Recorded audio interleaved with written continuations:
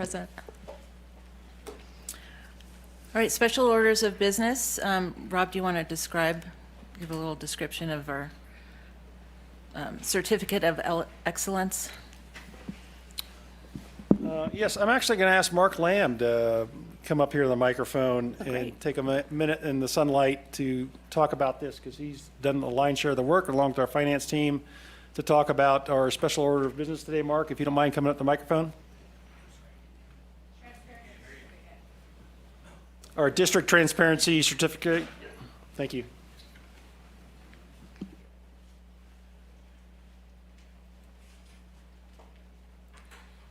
Good evening, everyone. Mark Lamb with the Aviation and Community Services Department.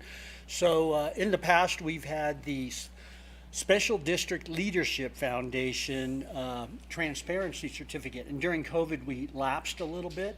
And our administrative team and the AVCOM team all kind of worked together to do the program requirements and an extensive application process, and that was awarded back to the district on September 20th.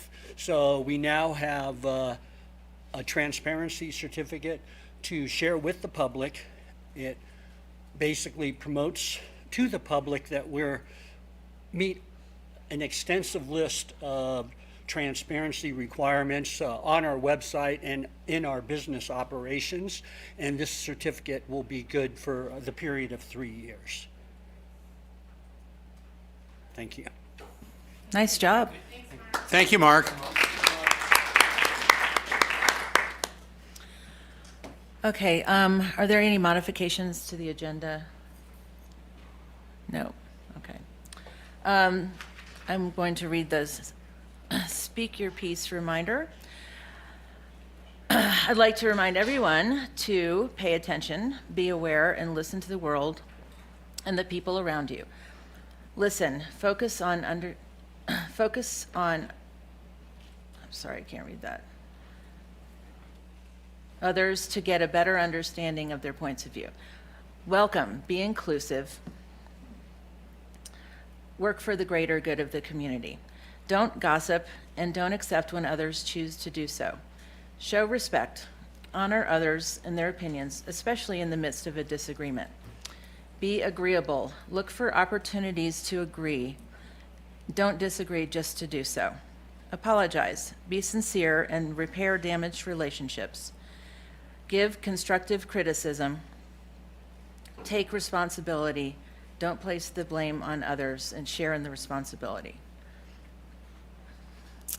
Okay. All right. Now's the time for public comment on anything that is not on the agenda for the evening. Does anybody have any public comments? Mark, we'll do Mark first, and then Kim. Okay. Hi, Mark. Good evening. Thank you. Just on behalf of Truckee Tahoe Rec and Park District, I am the current chairman of the board. I just wanted to come and say thank you to the airport district. I can't remember a time where someone from our board has actually come to the airport district, and thank you for the active general partnerships that we have working, to this date. They go way back from your funding of our, community recreation center, aquatic center, from the Truckee Bike Park, land and financial contributions. The downtown community arts center park recently with the large financial contribution for that. And so I just wanted to say on behalf of the Truckee Tahoe Rec and Park District, we really appreciate all that we do together in working. And I don't want to go without saying also most recently in the last year, where it's been a long time in coming, but also the Ponderosa Golf Course, where you've purchased it, lease it back to us for a very minimal amount, we operate it, and then you helped recently with additional funding for the large irrigation system project that we had to do. And hopefully you've all been able to go out and enjoy the Ponderosa Golf Course this summer and see that it's nice and green, maybe a little too green. But we, again, really appreciate the partnerships, really enjoy working together, and would encourage you, any of you, to come and attend our board meetings. We actually have one tomorrow night. We are the fourth Thursday of every month at 6 p.m. at the Community Recreation Center. But again, just wanted to say thank you for the goodwill, and we look forward to continuing working with you in the future. Thanks, Mark.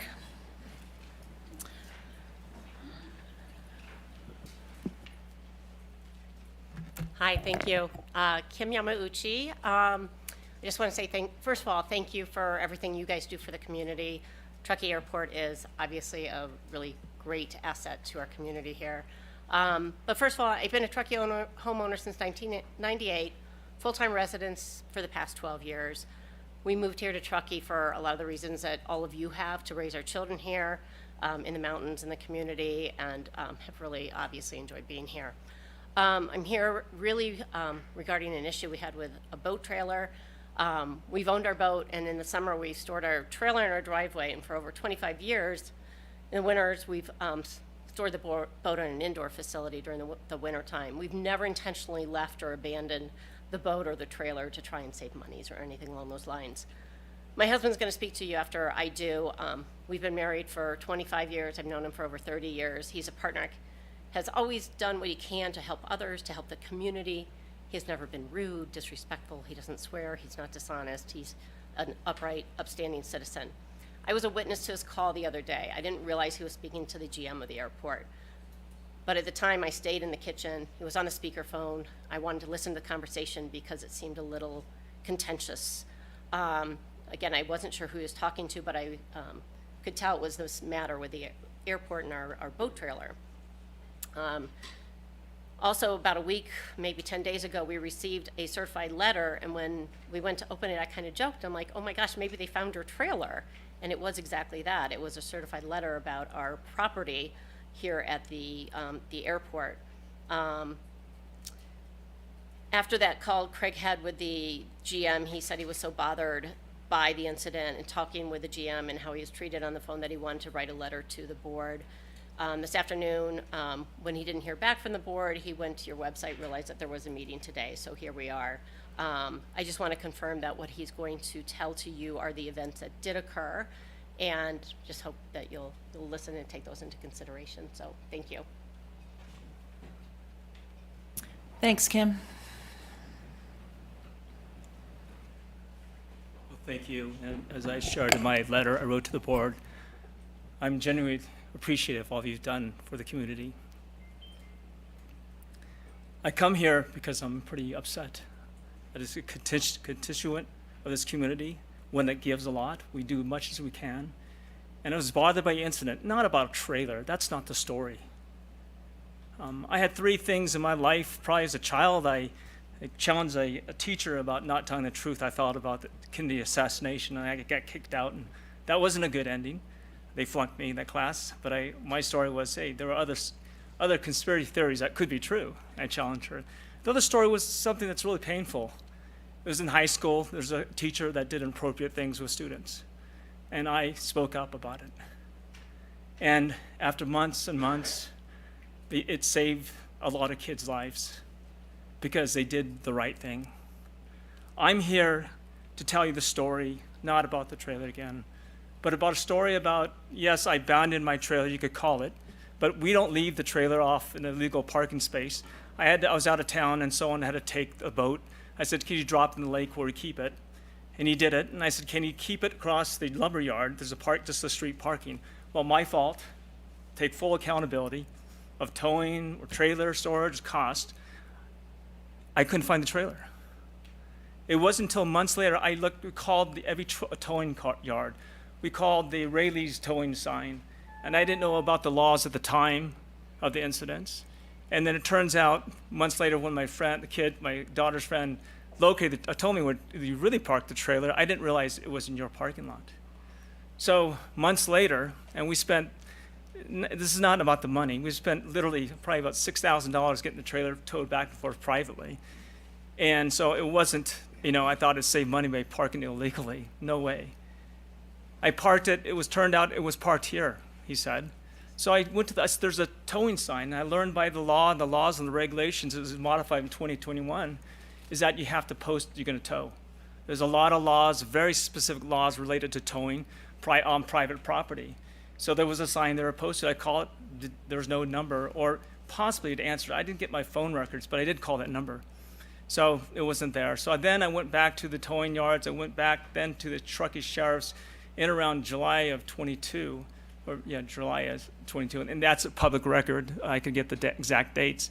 And they said, listen, that's not our property. You have to go to the CHP, but we'll look up on the system and see if it's been reported. So I went to the CHP, and they filed a police report. And I said, it goes, it's stolen. I go, do people take a trailer? Yes, they do. So reported missing, stolen, and went to my insurance company, gave them the form. Turns out it wasn't insured. So that was last year. So it's been over 13 months since September of 22 that I reported stolen, filed a police report. And as Kim shared with you earlier, I opened the mail, got a letter. It wasn't certified, as you said, from the DMV, and it said that we found. What did it say? You found your trailer is at the DMV, and here's the number to Truckee Airport. So I called the airport, left a message with the airport, explained a long story about the number. And some of the dates, because I just decided to come here at 2 o'clock, so I don't have all the dates. I do have phone records, documents, emails, everything that chronologizes the report I'm sharing with you. If you have any question, I will give you a full documented report of everything. So anyway, I call the Truckee Airport, and I speak with a very nice gentleman. I think his name is Tim. And he goes, I go, and that's fine. $7,500 to get my trailer? Why didn't they notify me earlier? And he said, well, very kindly, listen, that's our policy. And I didn't say he was too busy, but we just don't do it. And I go, how does the President Rolfe, I owner... apologize for interrupting. We're at 4 minutes on this public comment, just a time check.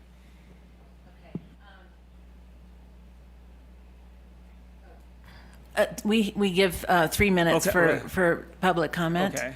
I could wrap up if you want. Can we give you one more minute? Okay. Okay. Well, I'll have to come back because the story's longer. It's a story. The GM lied to me. He said it was towed. I spoke with the assistant. She said it was towed. After many requests, they reluctantly gave me the name of Million Towing. I called the towing company.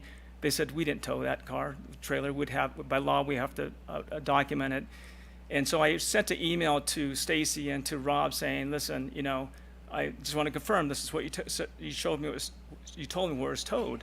So I called there, I talked to him, and I knew right away I'd probably get a letter saying, no, that wasn't the truth.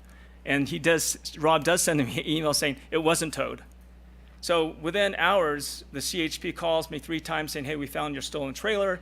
Obviously, Rob had reported, even though his mind knows the story, and the CHP said, hey, it's at Dependable Towing. So I went to Dependable Towing this Saturday, picked up the trailer, paid another $1,000 to pick it up, which I have no issues about that. It was towed. My issues, which I'll document since I can't tell the whole story, was the lies of Rob, his assistant. I don't know what her name is, Stacy, I think it's Stacy, of telling me that it was towed when indeed it wasn't. She also told me we could have popped your tires on the trailer, then it would consider abandoned, and then we could have gotten the information with the CHP. The CHP has no record of her calling, by the way. So a lot of the things I was told, it's not documented. It's not the truth. And I'm here simply for 3 things. One is I want a full accountability of all those tows have been towed and paid to the airport, because I think I'm not the only person where they charge. The law is you have to notify before you tow within 72 hours, whether you tow it off of private property. And if you store it, that all needs to be documented for the exact reason what happened to me, for it was a year before I was notified. I have no issue paying the fines. That is my fault. But I do have an issue with the representative of the community here, the GM, misleading, lying to a public member of the community. Thank you. And I do expect, I'm not litigious on the civil side, but I will, if this matter is not taken seriously. He needs some counseling on how to deal with people. He needs accountability with dishonesty with himself and Stacy. That's not acceptable as a community member. Thank you very much. Thank you.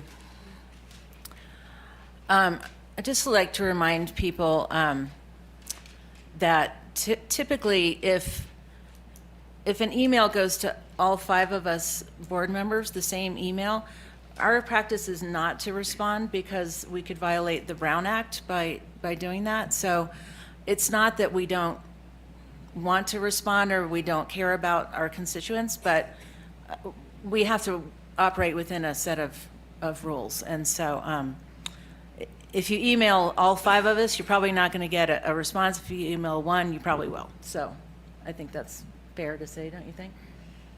Okay. We all got it. Yeah. Yeah. We did all receive it. We did all receive it. Okay. No, but the original email, yeah. Is there any more public comment? Oh, Kevin? Okay. Hi, my name's Kevin, resident, pilot of the community. I do want to thank the board and everybody for trying to slow some of the traffic down along the property boundaries and within the airport property itself. But I'm hoping we could possibly modify the speed bumps a little bit. They're not really speed bumps, and honestly, they tore the front end off of one of our FAA designated pilot examiner's cars. He's going to come talk to you guys about it. But they're a little bit more, it's the intention is obviously to slow traffic down, but the result is people are just ripping right past the main one over here by going around it, and they're damaging vehicles. They're not really speed bumps, they're speed curbs. So thank you for trying to slow traffic down though. Okay. Thanks, Kevin. Tom?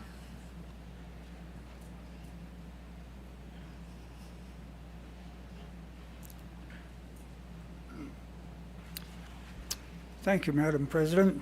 First off, I'd like to say everyone who has been knowledgeable for over 30 years of the Brown Act regarding agendas and public comments. I thought I would be the only one, but I may have,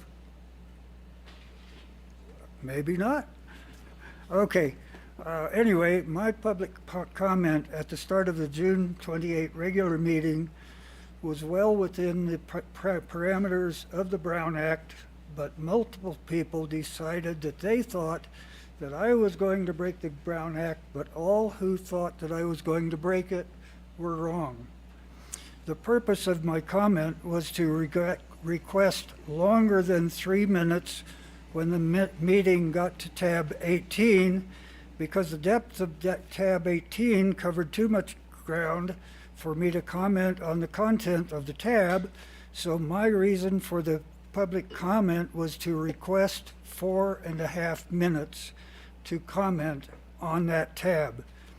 Before I was able to state the purpose of my comment, several people got all snaky and stuff, yelling Brown Act, and muting me, and that was absolutely uncalled for. In fact, I looked out in my driveway and I think I saw a bunch of people with torches and pitchforks. I have never seen or heard a board go crazy like this. I watched the video of that part of the meeting to view the chaos that ensued, but the audio and video was muted for some period of time before folks settled down. There goes the transparency of the meeting. The camera should have remained running instead of not allowing anyone to see and hear all that went on. This is just like the missing Nixon 18 minutes of tape on a smaller scale. I recommend 2 things.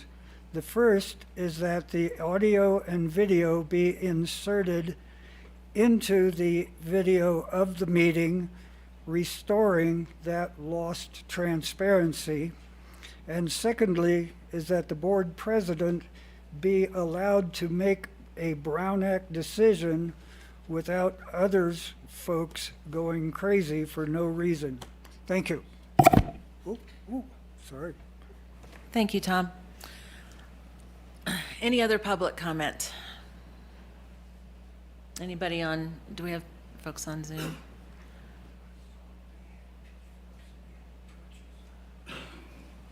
Okay. All right. Kat, can I just say something really, actually something I think it should have been under special orders of business, just to recognize our tower manager, Larry Finney, who has won Tower Control Manager of the Year for the Western Division, and our tower controller, Steve Ingeberson, who has won ATC Controller of the Year for the Western Division. So I just wanted to congratulate both of them and thank them.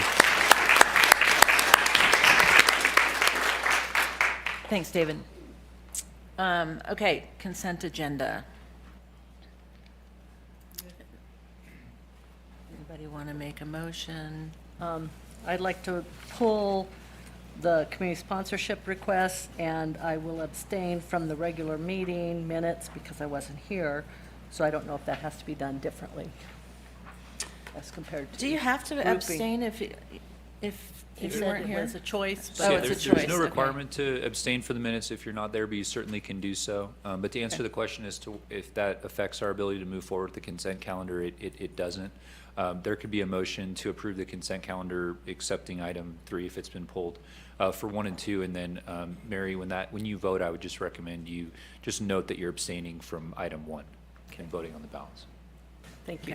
So may I move we approve the consent action items except number 3, which we're going to discuss, and noting that Mary was not present at the 23rd meeting, so we're approving the minutes without her comment. I'll second. Director Diamond, Yes. Director Heatherington, abstain. Abstain on the minutes and yes on the service and bills. Director Odette, Yes. Director Rolfe, Yes. Director Stevens. Yes? Motion carries. Okay, do you want to tell us why you wanted to pull? Well, number I 3? was just curious because this is under the community sponsorship information, and the Seroptimist International request for $5,000, which is for funding to support scholarships and grants for women post-high school to improve career opportunities through education and training. That, to me, seems like that ties into STEAM, and I think it should be funded. I'll give you that. Okay. Okay. Did any of the decision makers want to defend that decision? Recommenders, not a decision maker. Oh, sorry. You're So right. we reviewed, there were 5 applications. There were 2 that, from a staff perspective, looking at 311, are recommending do not meet the criteria of 311. It's only a recommendation based on our analysis of the policy. So the Seroptimist, the application didn't state STEAM in it anywhere. I think they could absolutely make an application to be very specific. It's for post high school education. It could be, but there were no guardrails on it to specify that it was for STEAM. So it could be used for any number of things. So that's why the recommendation was to not support it. If you have questions, I can talk about the second one as well, which was the Rotary Club. Are there any questions about that? About the signage? The signage.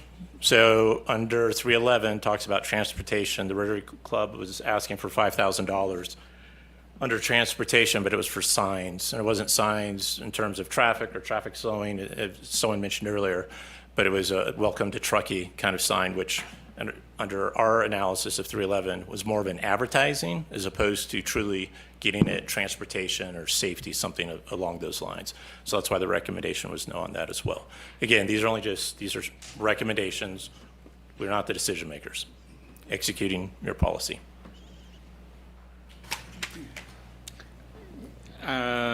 You recommended again. What about the other 2? Did you recommend for those? I'm not really. Yes. It's not clear. Yes, so three yes, 2 no. And it was based on looking at the guidance at 311. So Sierra Expeditionary Learning School was yes. Kings Beach Elementary Pace was yes. I forget what the. Those are the fifth- only, it only shows 4. Yep, 4. Yeah, I'm sorry, there were 4. Yeah. Does anybody have any thoughts on Seroptimist? I also wondered how that differed from the other 2, but I understand the, what you're saying about the open-endedness of that and that they would be welcome to reapply with something more specific. The other 2 were very specific about the STEAM education pieces of how the funding would be used. So it would fall under the 3 umbrella very clearly, so. Thank you. So I move that we approve number 28, Kings Beach Elementary, and number 29, Sierra Expeditionary Learning School. That's my motion. Just in terms of the signage, does that fall under an arts aspect, or is that even, no? I think that's a stretch. Okay. I can second what you're saying. I would like it to go back to Seroptimus to say, put in the same application, Absolutely. but say STEAM. Yeah, yeah. Okay. Is there any public comment on this matter? Okay. Do you have a second? I did. She seconded, yeah. Director Diamond, Yes. Director Heatherington, Yes. Director Odette, Yes. Director Rolfe, Yes. Director Stevens. Yes. Motion carries. Okay, action item number 4, and it's Phyllis. And Dana. Dana and a half. Dana.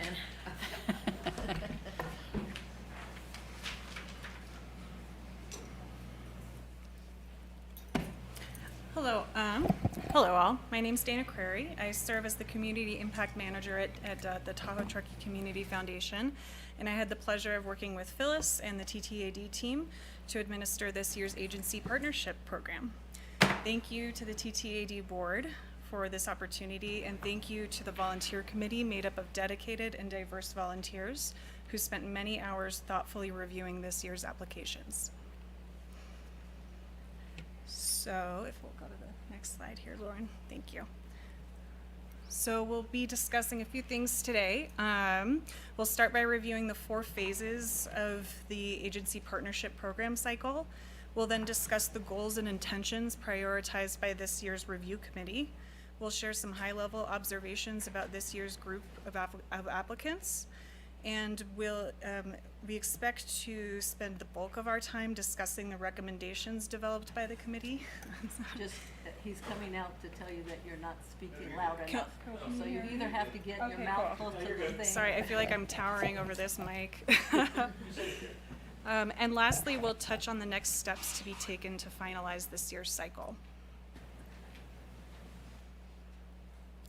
So the agency partner program cycle is designed to be replicable year over year while making space for continuous program improvement, such as implementation of policy instruction updates and feedback from stakeholders.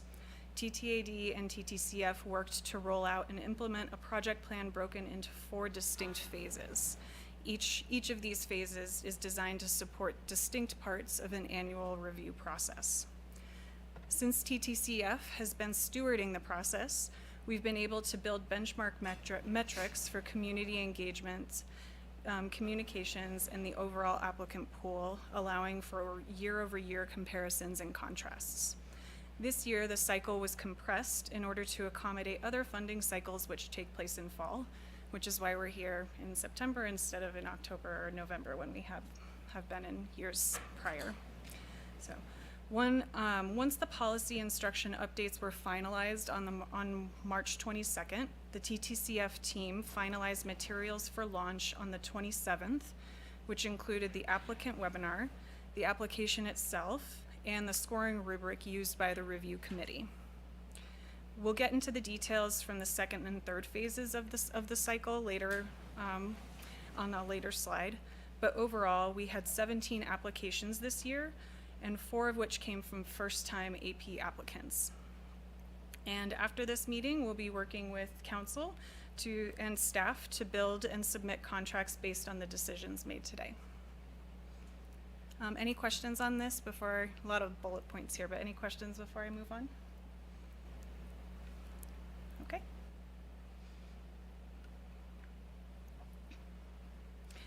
In the effort to be good stewards of this public process and to adhere as best as possible to the intentions defined by the policy instruction, the TTCF team takes very subjective information from applications and runs it through an objective scoring rubric and committee review process.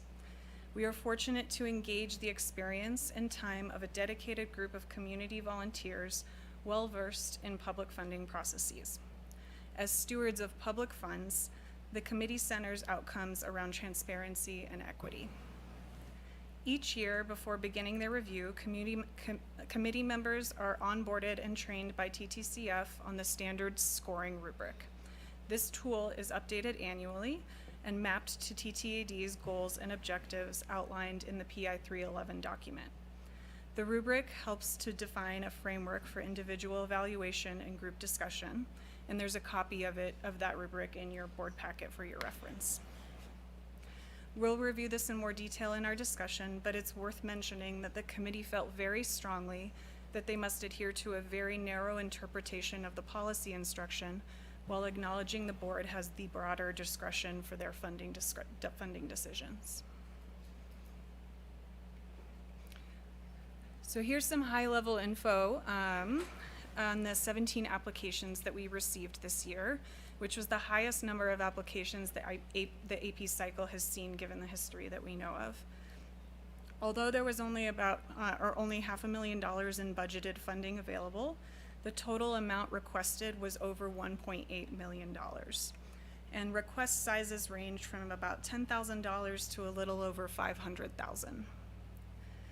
Compared to the last few cycles, the average percentage of total project budget requested of the airport reduced this year as we saw an increase in the percentage contributed by partnering agencies.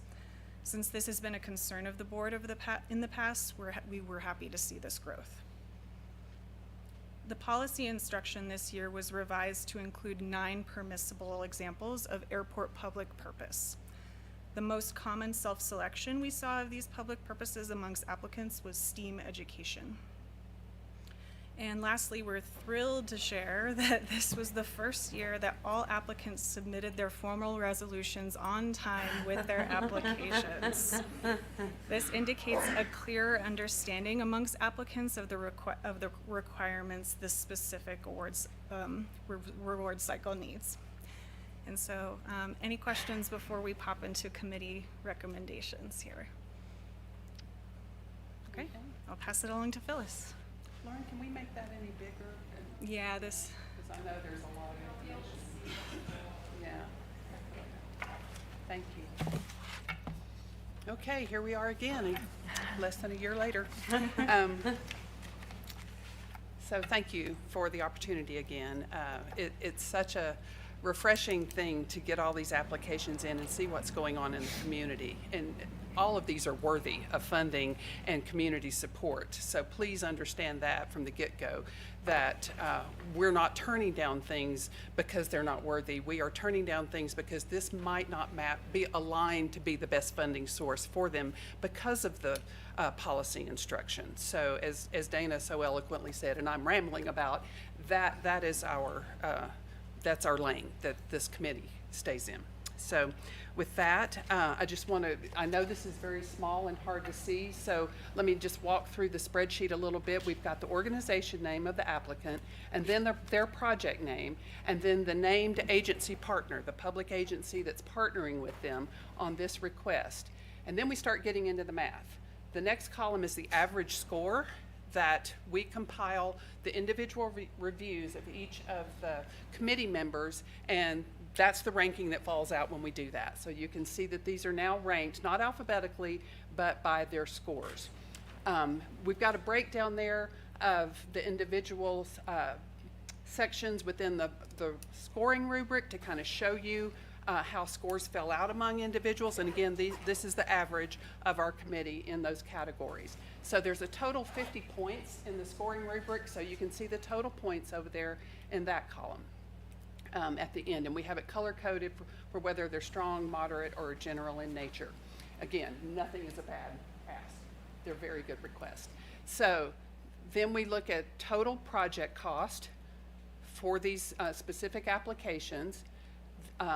The agency partner's contribution, and again, as Dana said, you can see the percentage of that, the share that the agency partner is picking up for this has increased quite a bit from the past 2 years that we've been doing this. And so then there's the total funding request of the airport district in these applications. And then finally, last but not least, is the funding recommendation of our committee. So you can see, as Dana said, we have $1.8 million in request. We were tasked with with a budget line item of $500,000. That's what we knew as a committee we had to work with. And so honestly, it was a little hard going into this to think that, you know, we were leaving $1.3 million in request on the table. However, in trying to be equitable and use parity across all of these applications, when we started looking at them and looking at whether or not they aligned with the policy instruction, we actually are only recommending funding at this point of $434. I think it's 900 and is it 83 cents? I can't read it. Yeah, 893. Yeah. So we're actually underfunded. Now, that's not to say that you can't use your discretion, and we're happy to talk about these individually. But again, we were trying to stick with a very narrow and rigid interpretation, and we can explain further to the extent you would like on any of these. So I don't know if there are questions overall about the spreadsheet now, or how you want to address this, or how much time we have to do so. So any guidance you can give us. Good question? Questions, comments? Sermon. First of all, I want to thank you for the job you've done. This is our third year, and the reason that you're here is we tried to do this ourselves, and we're just not that qualified. And the conclusion, we need Phyllis. Oh, the TTCF, and therefore we got Phyllis and help. And I want to thank you all and the TCCF and the volunteers who went through this process. We couldn't do this without you. And last year, we approved your recommendations exactly as you recommended, which I will eventually get around to doing. The only thing I'm disappointed is we left $65,000 on the table, and I don't like that. I want to give it away. Pardon me, I want to allocate it to people who have qualified. I know some people got nothing, but there are quite a few people who got something, and I'd like to figure out how, personally, I would support spending all of it on the people who met the tests, et cetera. So I don't know how we do that, but I just want to thank you and thank the team and thank the organizations, even those who didn't get anything. And at the appropriate time, I'll make a motion to approve what you have recommended. So just overall, again, just big picture, we are recommending funding 8 out of 17, fully funding 6 of those. And the ones that we're not recommending funding, I think it's, you know, in many cases, they are worthy of your consideration. We have 4 that we considered fall under the current definition, the current usage of your term capital campaigns. And you say you don't fund those typically. And so we did not feel like it was in our purview to be able to consider those, although they rank very highly for most of the members of the committee, because they do have a very long lasting impact in this community. They do meet the standards that you have set in your policy instruction, but on page 9, I believe it is, you say you don't typically fund them. So again, our committee, in a lot of rich discussion, talked about even the variations within those quote unquote capital campaigns. Are they truly in that phase of their project? Are they, you know, what is the timeline of construction? Do they have permitting yet? All of those different variations. Do they have financing? How much fundraising do they have left to go? There are many considerations for that, for these capital projects, these big civic projects that have a long-lasting impact on this community. So we think they're very worthy, but we did not want to go against the policy instruction language. Then there are some other ones that, because of the new emphasis on the airport public purpose. Not only are examples given, there are 9 examples, 5 of which are aviation specific, and then 4 of which are a little broader in nature, but 9 examples given. If an applicant did not check one of those boxes, it's not that we disallowed their application, but we do have a new scoring rubric section on that, and so they didn't get a score for that section. So that brought some down. And then because, you know, the worthiness of some of the other ones, we did not fund them because not only are those 9 examples given, but that language is interspersed throughout the policy instruction now. That airport public purpose, that phrase has been added all the way throughout. So we picked up on that, the emphasis that you're now putting on that, and understand that if at all possible, we need to meet that standard. So that's why some of the others are, again, maybe it's not a capital project, but we recommended no funding because it didn't seem to align with an airport public purpose the way we understood it in the policy instruction. I'll also add that the couple of grants that weren't fully funded, sometimes they have their line items within their budget, what they're asking for, and not every item fits the public purpose. So they might get partial funding, but for the one project they're asking money for that fits our purpose. I just had one question, and it might be related to what you had just explained, Phyllis. I'm curious when I see the ranking, which includes visibility and mission alignment, how some applicants that scored higher were not recommended for funding when applicants that scored lower were recommended. And the capital projects aside, I'm just curious, is it because they were so high in some other area? Why would that? I think that mostly fell out for the capital projects. I know you can't see it right now, but those first 3 zeros, I believe, are Kids Zone, Rocker Memorial, and Tahoe Cross Country Ski Education Association. So all are capital projects. So those are the first 3 zeros. So they're rated pretty Right. highly. We think they're great projects and have incredible community benefit.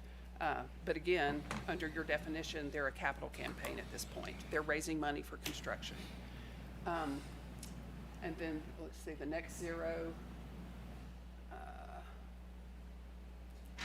the Truckee TDMA, Thursday. and you know, if we want to get into line by line at this point, I'm happy to do that. Is that where you want me to go? No, I actually was just wondering that how, from a numbers perspective, how does one rank high and not be recommended where something that ranked much lower was recommended? Okay, well. With the capital projects aside, yeah. Capital projects aside, I think the rest are pretty self-explanatory, but if you can point one out and want further detail, I'm happy to give it. Well, like just going down to the bottom of the list, the Truckee Chamber of Commerce, the Jobs Collective at 30,000 was not recommended, and above that, the Placer County Law Enforcement Chaplaincy was at Yes. 10,000? Yes. The Placer County Chaplaincy was felt to come under the public safety, and we have such a shortage of mental health professionals here and crisis support that we felt that did meet an airport purpose for public safety. They are backing up first responders. They came when we had crashes here. They were here last summer for the missing person incident. So we felt like $10,000 request to give that local presence here was important.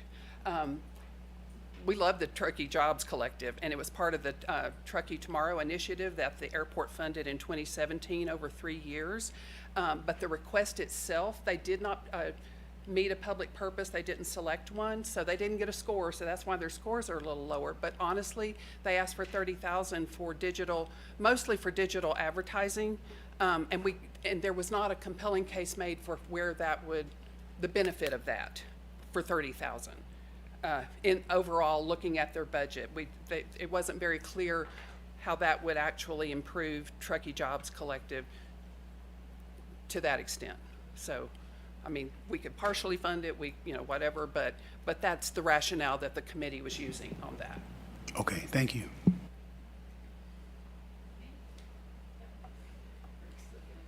All right, I want to start by saying Policy 311, there's a link to it in our agenda today.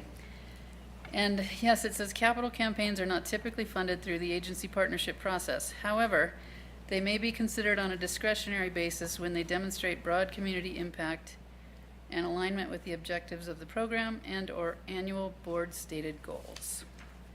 So I just wanted to bring that up. You guys did a fantastic job within the guidelines that we gave you. but I think that we should consider some of these additional funding requests. I think, want to play Santa Claus and say we should fund all of them, but I don't know that that's appropriate. I'd like for us to discuss, if anyone else is open to funding anything else, I think we should. And I think there's probably some folks here who can pitch to some of those things. What do you guys think? Appropriate? Well, let's, Why don't we let Mary speak? Okay. And then we'll open it up to the public. All right. And then we can discuss. Okey dokey. I'm curious about the School of Music, that's an arts thing, but why did that not fall in with anything? Yes, they're requesting 20,000. They selected the STEAM education, and there was a good case made for giving students a chance to perform in public, and we felt like that probably did, being exposed to music, getting the chance for public performance was important and could fall under that category. However, their budget for this request was actually not for that portion. It was actually to hire bigger name bands and have bigger events at at a multitude of venues. So it was to, hopefully entice some bigger named bands to come play. So we felt like it sort of veered too far away from the STEAM education, even though some of the public performances that they, suggest they're going to do twice a month on Wednesdays, 20 times, I believe, that will have that STEAM benefit, but the funding request itself was for additional band. Not for the funding. kids. If it had Not for been the geared kids. more for kids in public places, it probably would have been scored better. Yes. Okay, thank you. All right, any other questions? You did a wonderful job. Yes, Yes. you did. Thank you. That was not easy. And Kat, I know you sat through a lot of those meetings too, so thank you. Yes. Okay, now's the time for public comment on the agency partnerships. Just a reminder that we're giving 3 minutes each. Okay. Since I was called out, I'll go ahead and go first. Okay. No, you're good. I'm going to read my comment that I wrote, and then I'll speak a little bit to what was said. So, good evening. My name is Jessica Penman. I'm the president and CEO of the Truckee Chamber of Commerce for about almost 1 year now. I'm here to ask you to reconsider the recommendation not to fund the Truckee Jobs Collective. Since its foundation as part of the Truckee Tomorrow public-private initiative, it has seen over almost 2,000 jobs that have been posted and 606 employer profiles created. In 2022, the website saw a total of over 30,000 unique visitors, and we're on track to surpass that quite a bit in 2023. The Truckee Jobs Collective addresses one of our community's direct needs around workforce. When I talk to our businesses, one of the things that is always keeping them up at night is finding qualified workers. The Truckee Jobs Collective provides a free tool to our community to connect job seekers and employers. In addition to running the website, we send out a weekly email that reaches over 4,000 subscribers and has an average open rate of 45%. Hiring people is very expensive, and by being a free resource, the Truckee Jobs Collective takes away some of that financial burden on our employers. We are able to offer the service for free because of funding through in-agency partnerships and other public-private revenue. Receiving funding through an agency partnership will allow us to continue to offer the Truckee Jobs Collective for free for all Truckee businesses, and it will allow us to continue to run digital advertising to attract job seekers to the site. The Truckee Airport District is interested in helping to build a strong community, and the only way that our community can thrive is if our businesses are able to hire talent. The Truckee Jobs Collective is an invaluable resource that helps make businesses more successful and thus makes Truckee itself more successful. The Truckee Tahoe Airport District is one of the founding partners of the Truckee Jobs Collective, and I ask you to consider continuing to be our partner in this very important program. And one thing I'll just say, the reason we can offer it for free, and I mentioned this, is because of partnerships like this, and that's really a lot of that funding is going to making sure people know we exist. Running a regional jobs board is incredibly difficult. When I came into this role, I was overwhelmed by the success of this program, but we won't be able to be that successful if we don't have money to do advertising. And advertising is expensive. We're also advertising to two separate types of people. We're trying to get job seekers as well as employers onto the site, and creating that match is even more difficult because we're almost running two separate ads at the same time. So that's a little bit of why the $30,000, and happy to answer any questions. Thank you very much for your time. Tins, Placer County, All right, who's next? Pleasant Valley. Good afternoon. I'm Sue Ray Ireland. I'm on the board at Tahoe Cross Country, and I am on the leadership team for the cross country project. And we understand that capital projects are not typically part of this program, but I'm here to ask you to consider our capital project.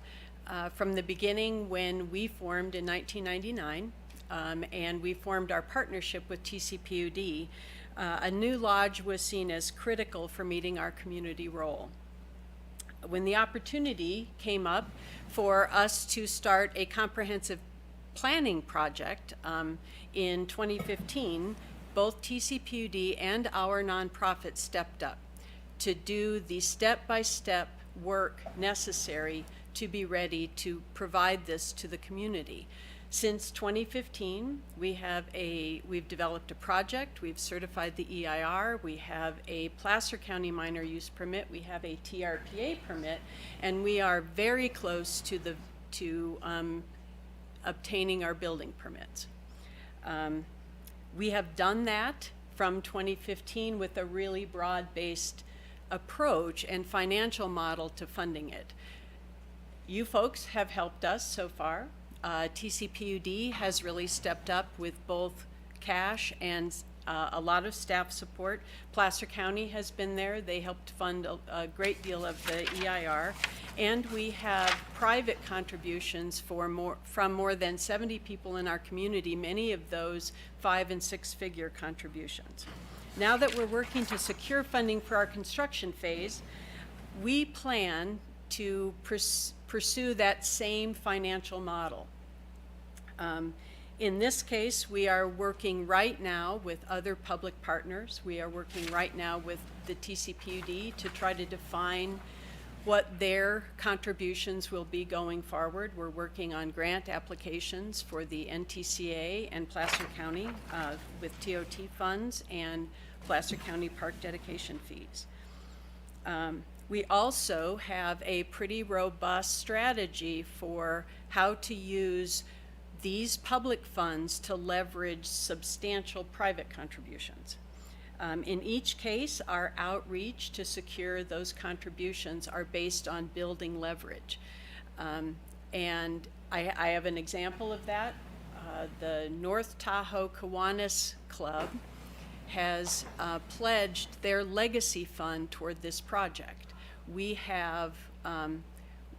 can turn that pledge into a firm commitment by meeting a match request on their part. And as soon as we meet that match request, that will turn their pledge into a firm commitment for us.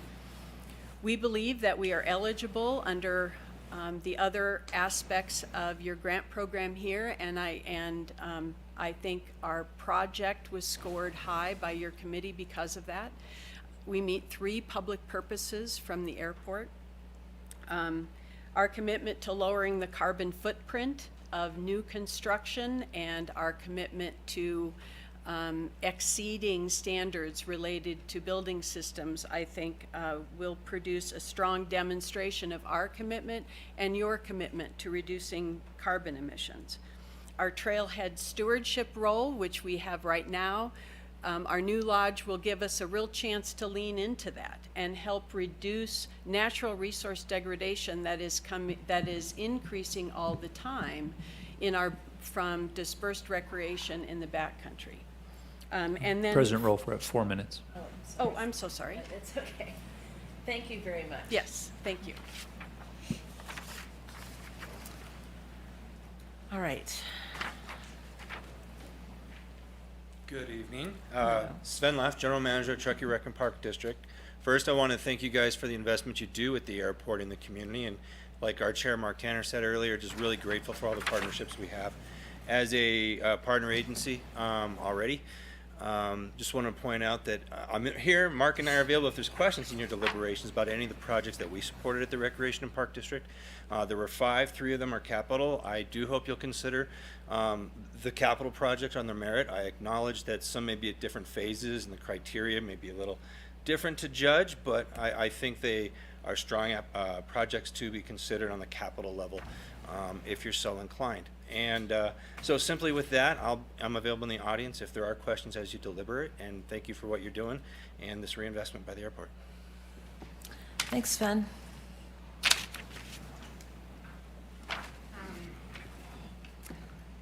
I want to thank you for everything you've done. The 50,000 really got it going last. are you? Oh, Susan Safopour. I'm with the Truckee Pickleball Group.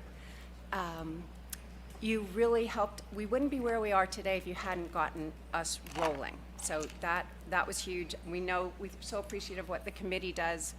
I've been on committees like that. I know how hard it is.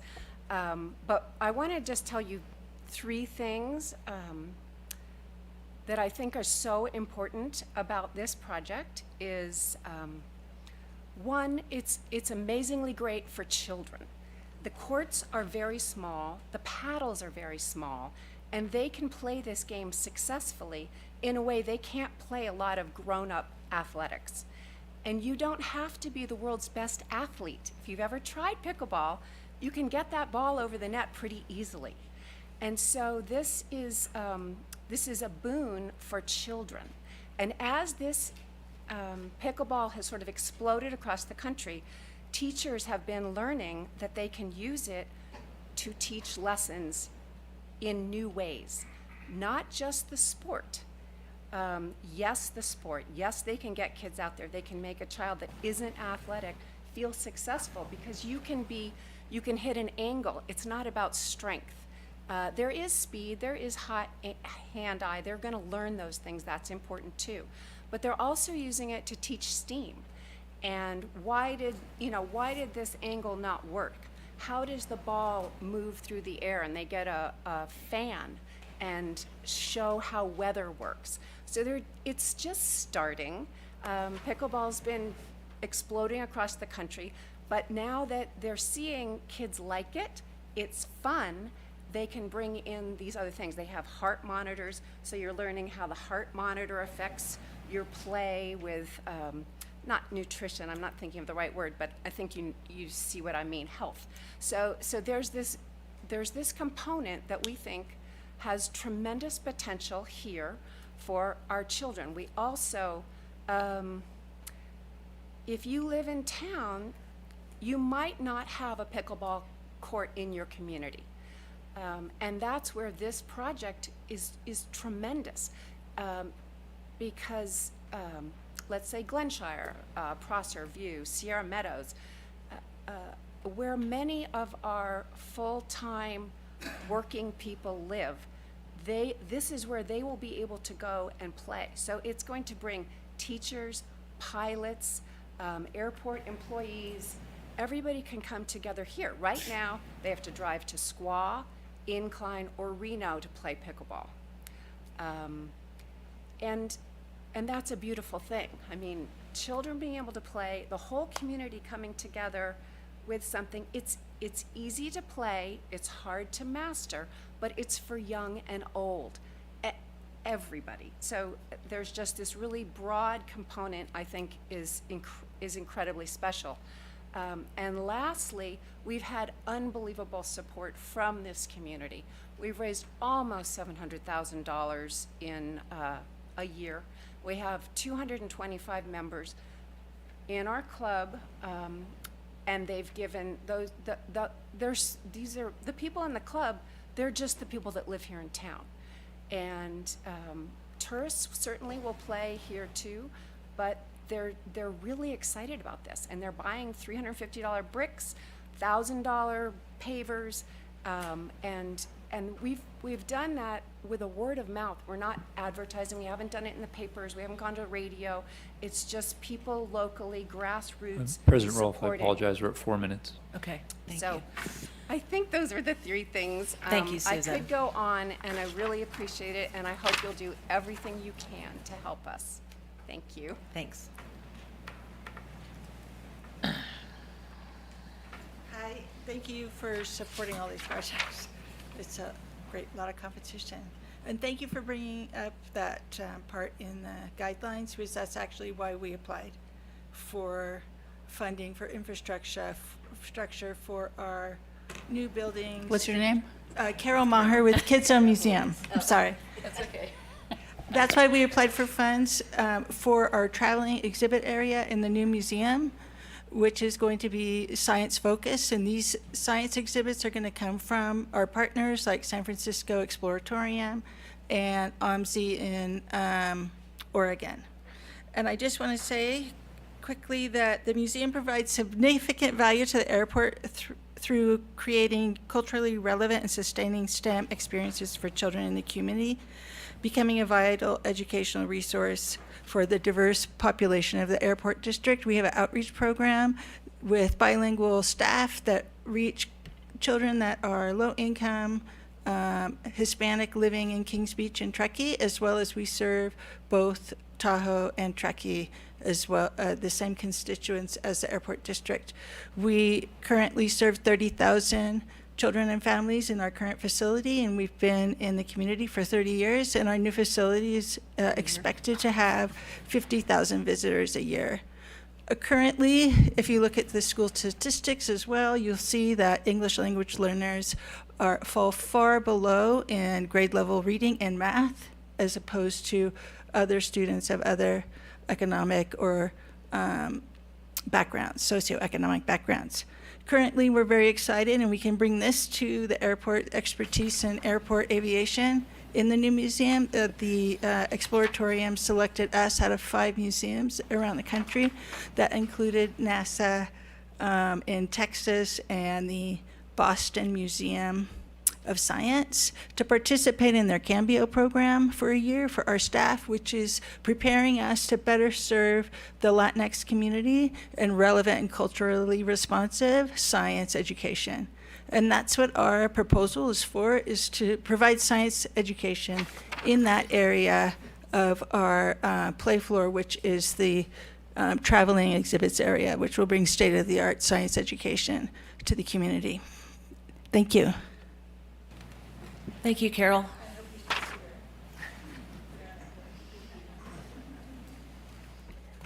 Hello, Colin Robinson, Truckee resident, homeowner, father of 2. I live in Ponderosa Estates, adjacent to TTAD-owned Martis Valley Estates Open Space and Ponderosa Golf Course. I'm here today on behalf of Rocker Memorial Skate Park, an all-volunteer nonprofit that has been working for the last 11 years to get an expansion skate park built in the Truckee River Regional Park. We're partnered with TDRPD, who provided the land grant in 2015, and in 2020 completed the Regional Park Master Plan on our behalf at request of TDPUD, paving the way for additional projects in the regional park, such as the library and the Kid Zone. Being a father of 2 young girls, I'm excited for both of those projects as well, and I'm happy that some of the work that we've put in has benefited them already. Over the last 4 years in the permitting process, including completing a CEQA MND, the Town of Truckee Planning Commission approved our plans last year in June.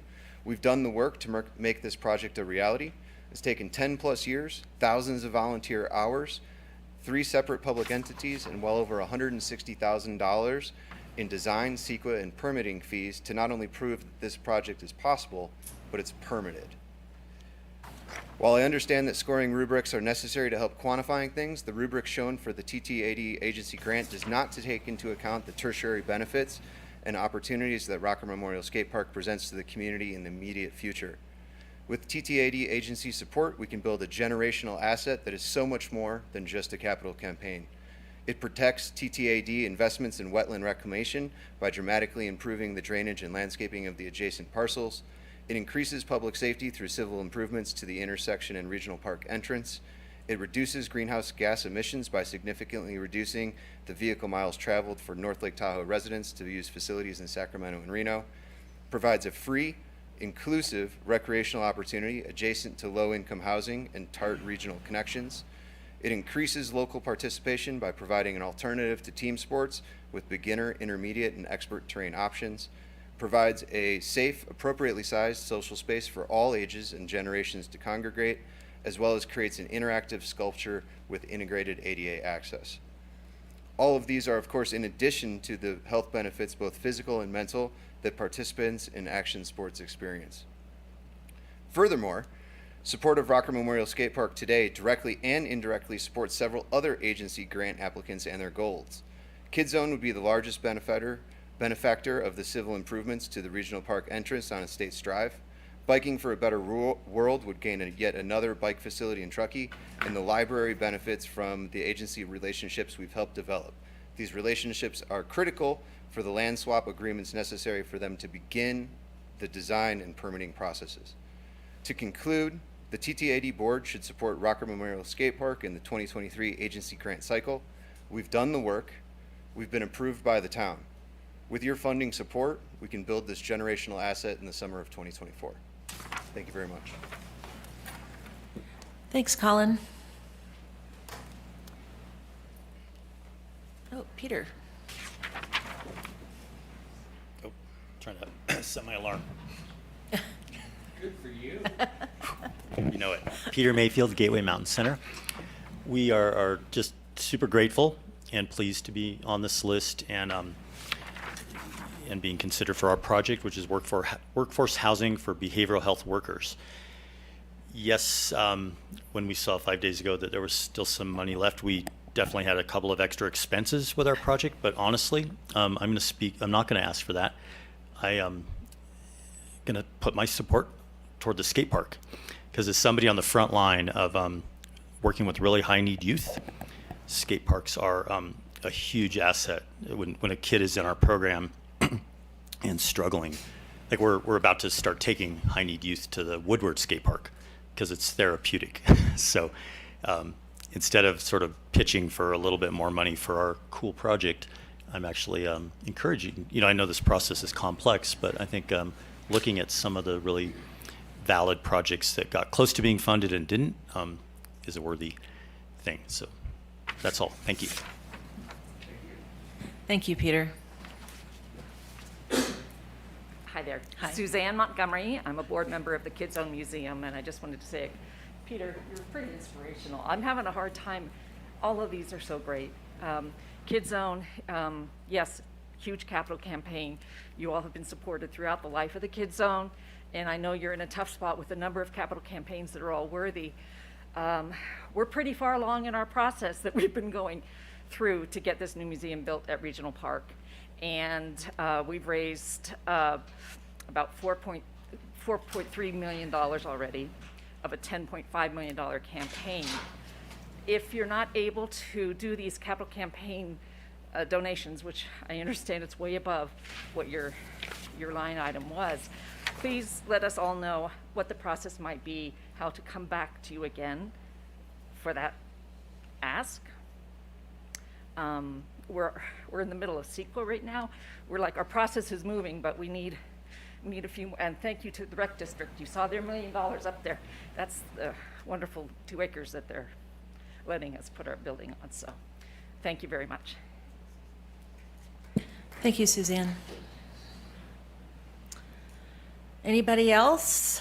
Is there anybody on the Zoom? I saw a few people from nonprofits up there. Okay, nobody on Zoom. All right, thank you all for your public comment. What you got? No. I think they're all worthy. I would have a hard time saying no. I'm glad I'm on this side and not where you guys are sitting. I think we have the money, and I think if we can't come to the community need, who's going to? And that's something we really need to consider. Our policy does not exclude us from funding capital projects. And so I would be in favor of funding all of them. And I'm not over-exaggerating that. I think the need is there. Our kids, my kids are out of school. It's not about me, my kids. what I want. It's about what our community needs. So that's what I got. I'm advocating to fund all of them. And if not, if you guys don't agree with that, I'd like to know specifically why. I'm done. You're saying all of them as in everything in the entire list, or the capital ones?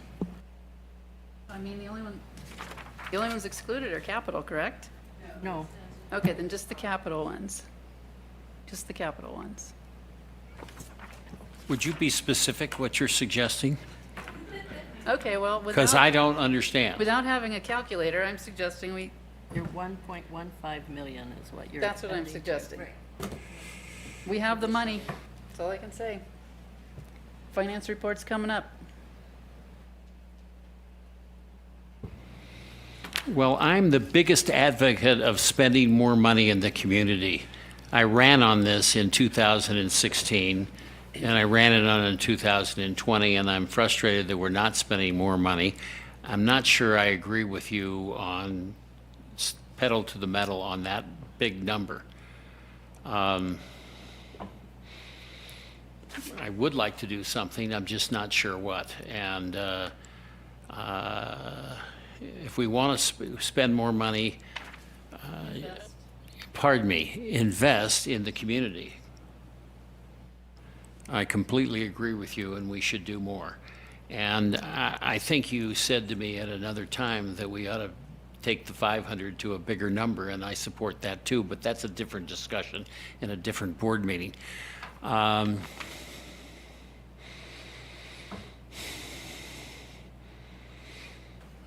I'm not sure how we pick these. Phyllis, you have any guidance? How about I put you on the spot? That's why we got you here. Can I say Yes, something? yes. Okay. So, rewind 5 or 6 or 7 years, and the board had a meeting like this, and they awarded a ton more money than was asked, and it went to Peter, which was awesome. But it was Stacy Caldwell and I just like, what are they doing? You don't give out more money than that's asked for. And so she and I started years ago on this, what's now Policy 311, to try to wrap our arms around it and try to be more thoughtful and try to be, to give money away in a meaningful way. And so this policy has been many, many years in the making. And it's been revised because we do love to give money away, and we try to make sure that it's meaningful. And then we have Josh whispering to us that you can't give it to everybody, and so we've tried to make it as good as we can. And so I'm really reluctant to just give a bunch of money out tonight. That said, in the decision-making meeting, there were a lot of really good arguments for funding capital campaigns. And we were just so overwhelmed with, the sheer number of dollars that were being asked of us, that it was a way to just apply that. Typically, we don't fund capital campaigns, to pare it down. So what I would like to do, I don't like leaving money on the table. I do think that this board needs to, and we have another budget meeting next month. I think we need to revisit how much we really want to give away each year. And I think we have a really good discussion about capital campaigns and put some parameters around that, because right now it's kind of open-ended. And I think we need to go back to our strategic plan and prioritize. Like, we have 4 really great projects. So do we prioritize the one that most matches our public purpose, or the one that's closest to being ground ready, or, how the number of people served, or, and I think we need to make those decisions before we fund everybody. Because I think we'll set a precedent that's really hard to walk back from, and we've been trying to do that for a number of years. So my proposal is that sometime soon, I don't know if we can do in October or November, that we we take a really good look at this capital campaign, and I know you guys are waiting for, to get the money that you need and decide in our budget meeting how much maybe we want to add another 200,000 every year to our and have it open for capital campaigns. But we need to, as a board, we need to put the guardrails up around it and make sure we do it thoughtfully. And so the process, so people aren't surprised if we say no, and we have a good reason to say no instead of throwing a bunch of money tonight. So. I agree with you that we shouldn't do it tonight. And I don't mind saying no to some of these people. And I do remember when we went Gateway for 150 and added another 75 because he's so great. no, yes, he is. Goes after But Parkland. a community member made a big pitch for what they do. Happened to be my wife.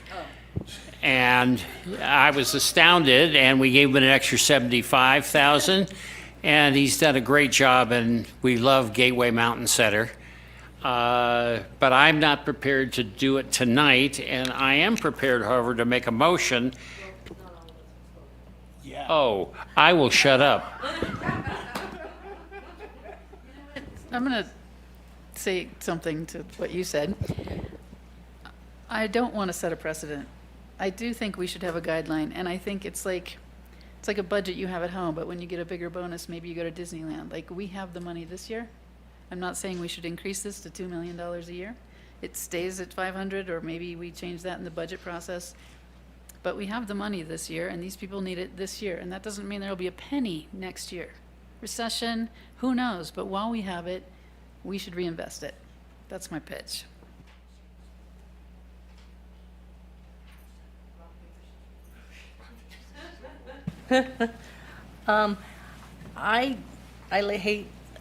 In our budget, we set $500,000. And I think that part of our goals was to get it out of our hands, because it becomes, well, I like this, well, I like that. And that's not appropriate for our board to be in that position. And I'm very pleased to see the Community Foundation go through its process. I'd like that other 65,000 to have been found a way, but I would go with it as is. There's a few I would adjust, but that defeats the purpose of having the Community Foundation do the work. So I'm good with what it is, and I would leave it as is.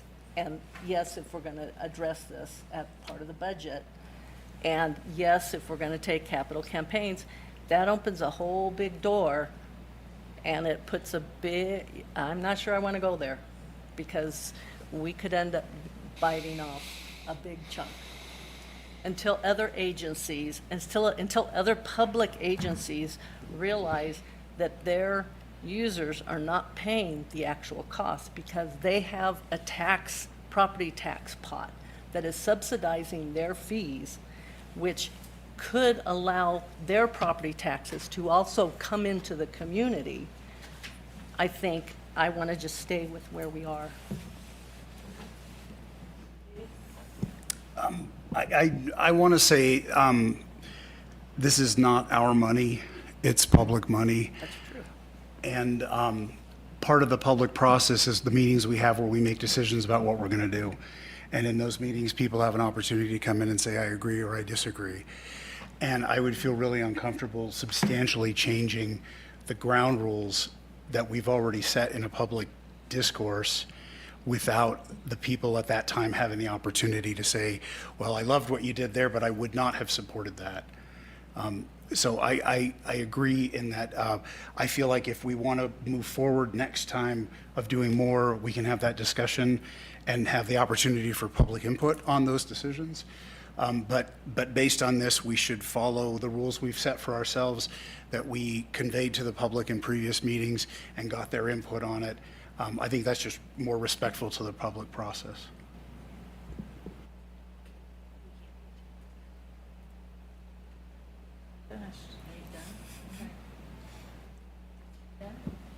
I'm ready to motion. You always are. Can I ask you a question? Is that a thing? Not generally. Sorry. Public comment. Can I open it up to public comment again? You can, but then everyone else would have an opportunity to speak, not just those who raise their hand. But it's Well, absolutely. yeah, no, yeah. Okay. But just a reminder, we don't have back and forth in the public meeting, but you're welcome to make more comments. Need it for everybody. Yeah. We could be here another hour. Oh, well. So, 3 minutes. okay, again, very quick question. Colin Robinson, I understand that we're discussing capital campaigns. I'm confused by item number 2 that's on the list here. I'm pretty sure the library is a building. So I was wondering if maybe TTCF could talk about what the funding for the library specifically was approaching, if it wasn't for a capital campaign. Phyllis, do you want to address that? Yeah.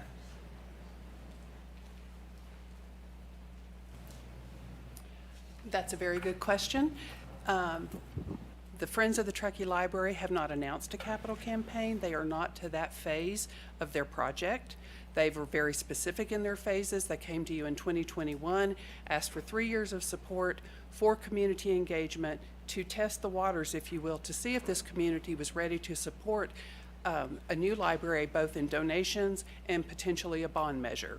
So this work has been going on since, well, even before then, but that's when they came for agency partnership support. So the request this year, again, is not for a capital campaign yet. It's actually 2 phases. There's community engagement, that 3rd year that they came to you in 2021, and you said, no, come back year over year. So there, we're at that point there. And then there is an opportunity for a state grant of $1.9 million, and they, for the preliminary work, for the architectural studies, for all of the testing, all of the things they have to do beforehand to even make a decision to go forward or not. And they have $500,000 committed from Nevada County, $500,000 committed from the town of Truckee, and Friends of the Truckee Library must then also match $500,000. They're at 340 at the time of the application. They asked for 60 from the airport district. That will get them to 400,000 of their 500,000.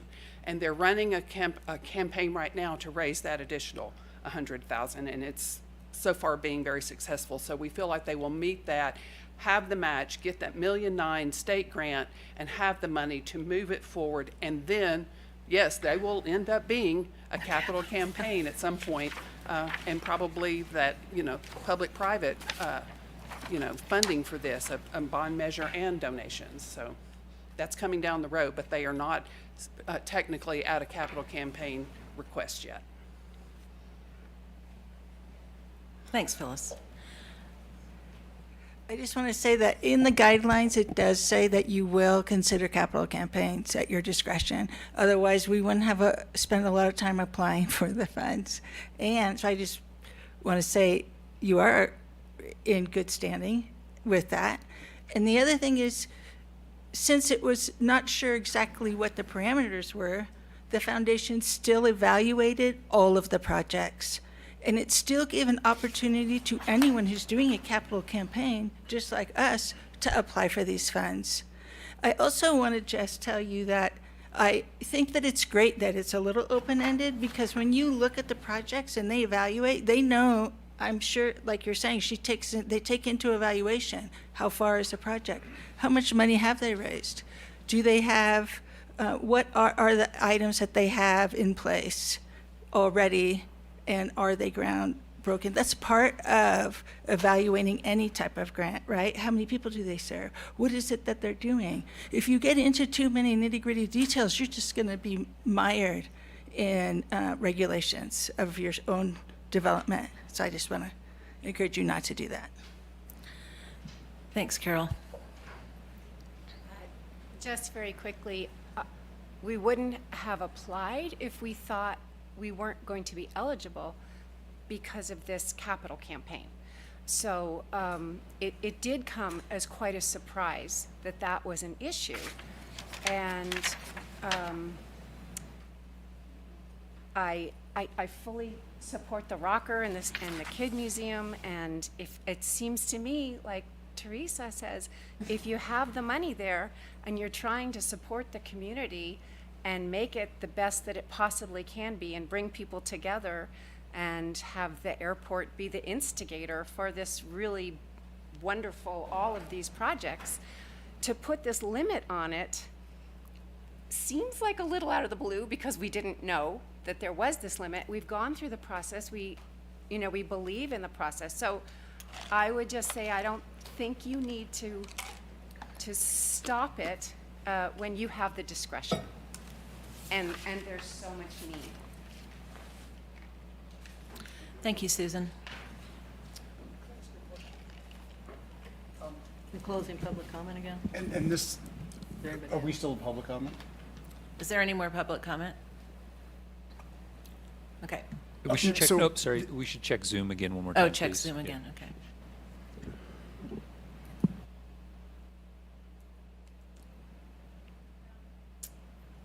All right, I don't see any hands, so. So my question, and maybe this is a Phyllis question. So when applications are accepted, are the applicants, are they aware of policy 311?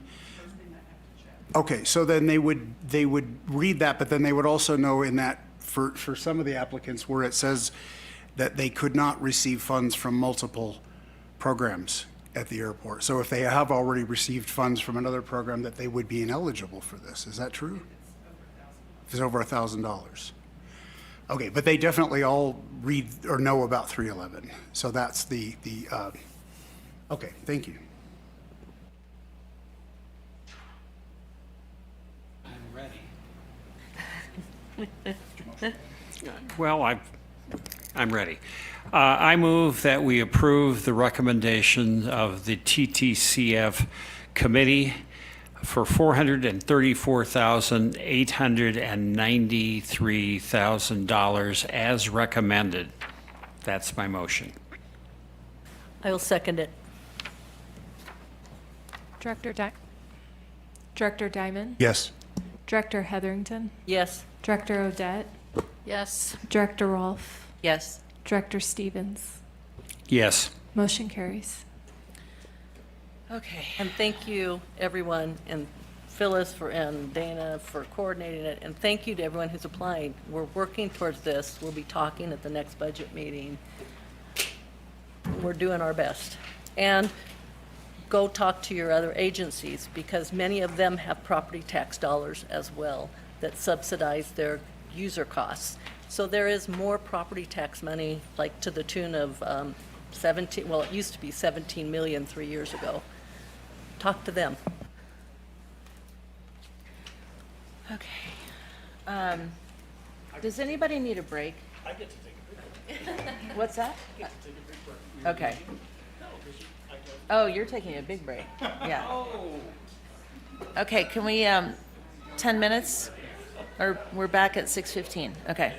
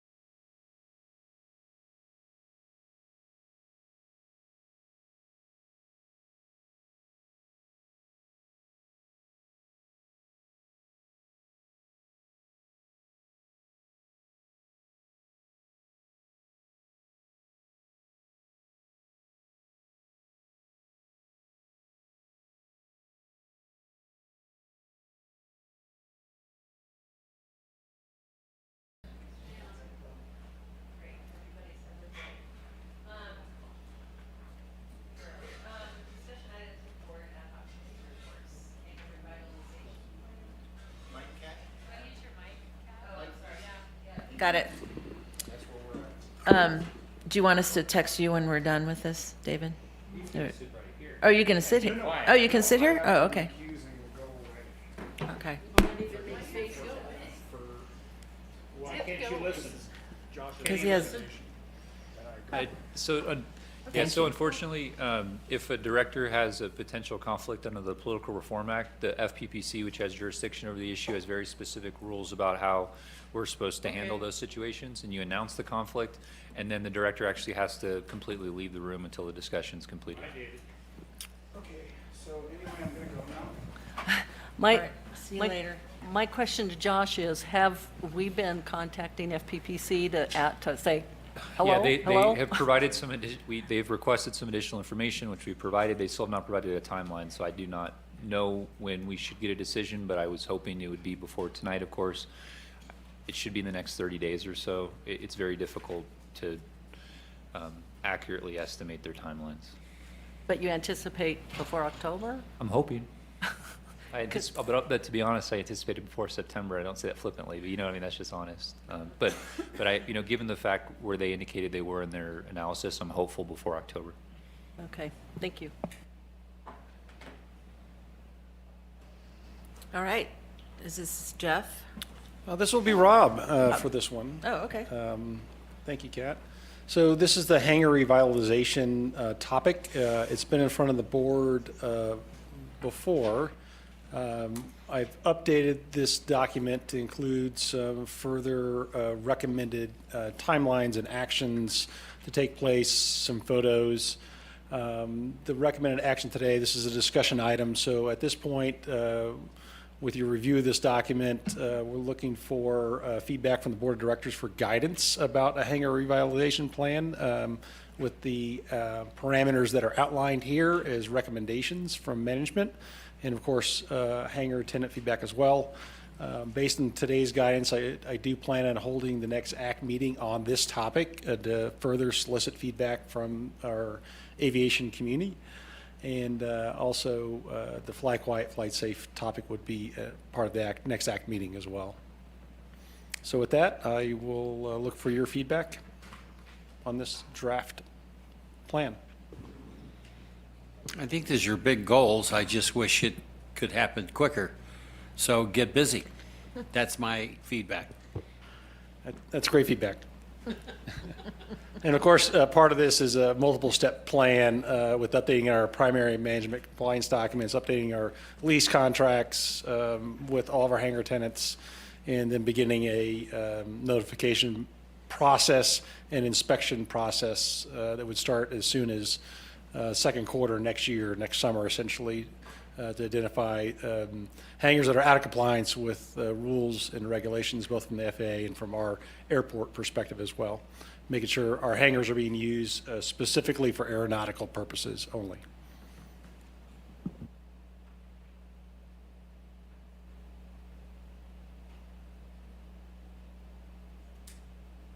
Oh, anybody else? Questions or comments? This is good. I'm really glad you included some of those photos that were fascinating and disheartening, disconcerting. And as there's these two sort of are tied together. So as we go into the next subject, I may have some references back to hangar, and I'm hoping Josh won't hit me. So, because they're kind of combined. Yeah, they're absolutely combined. Yeah, there's hangar discount policy essentially in place that will, these two are tied together absolutely. Okay, so I would agree with Rick, and, and I am hoping we get the FPPC soon, that we can include David, because he has insights that we might not have. And Lauren, or Laura, whoever's running the slides there, if you just hold on that one, unless somebody else wants to go to a different page. I think this is a good example of the state of the hangars we want to get to from a baseline look that we turn over to the tenants, then they begin utilizing those for their aeronautical purposes, for their aircraft and support equipment for their aviation desires. So that looks really good. And how much money does it take to get from one of the bad ones to this? I guess how much are we investing in this? So it depends on the hangar and what hangar row they're in and what state they're currently in, whether they need electrical upgrades, whether it needs lighting upgrades, whether we can seal the floor like you see in this photo. This is a concrete floor. We can do a similar type of solution for asphalt floors. We have both in our hangars. And then adding, basic paint and signage to the floor to designate safety areas, hazard areas, don't store higher than this. I don't think we have a total price tag on individual hangars right now. We did just treat 5 hangars, as you see here, with new sealed floors. And that came in, I want to say somewhere in the neighborhood of $30,000 for those 5 hangars. The signing is not standard, is it? The signage that you see as a sample here would not be exactly like that, but essentially we're recommending that under the hangar door, or we designate an area there. It essentially says, keep clear, don't stand here, under the hangar door, obviously. But we also, when the hangars are down or up, we want to make sure that we have room to do regular maintenance on the hangar doors as part of our regular preventive maintenance program. So that means our staff needs to get in the hangar, through the door needs to be open, be able to be opened. There's not obstructions in the way of opening the actual hangar individual personal doors, let alone the overall door.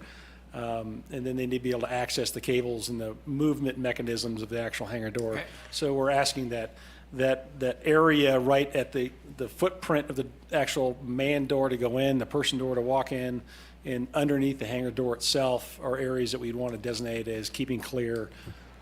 Because having walked through some of these hangars with Dave Hoffman probably 18 months ago, I mean, it's a shit show out there. We have some great examples of great hangar tenants that are doing an amazing job of keeping really good conditions that are focused on aviation. But we have a handful of funds that need some he showed me the corrective worst. action. He Right. showed me the worst. Yeah. And anyway, we'll leave it.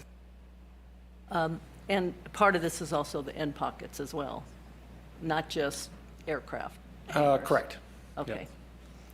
Because some of those were scary. Yeah, really scary. Yeah. Well, if you look at the Civil Air Patrol space and the stairs up to their thing, I thought it was dangerous, and maybe still is.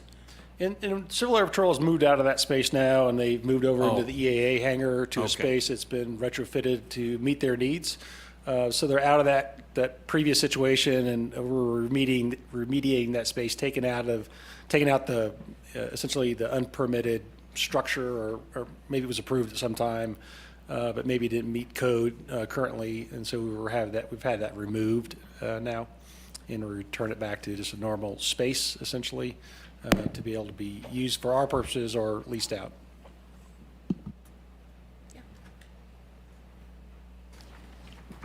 Do these non-compliant hangars have no aircraft? All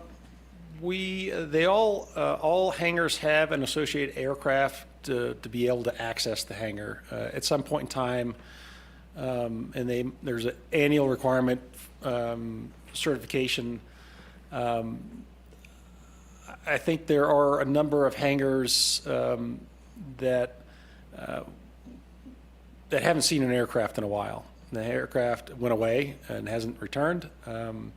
And so in those handful of situations, I think we need to be very firm about what the requirements are for using aircraft hangars to store aircraft. And if you're not, you don't have an aircraft, or it's not here, or you're not using it for that purpose, then we have a wait list of folks that do have aircraft that do want to use a hangar here at this airport and are willing to move in and pay rent. Teresa, I saw a hangar with an airplane in it, and the tires were flat, and it hadn't moved in forever.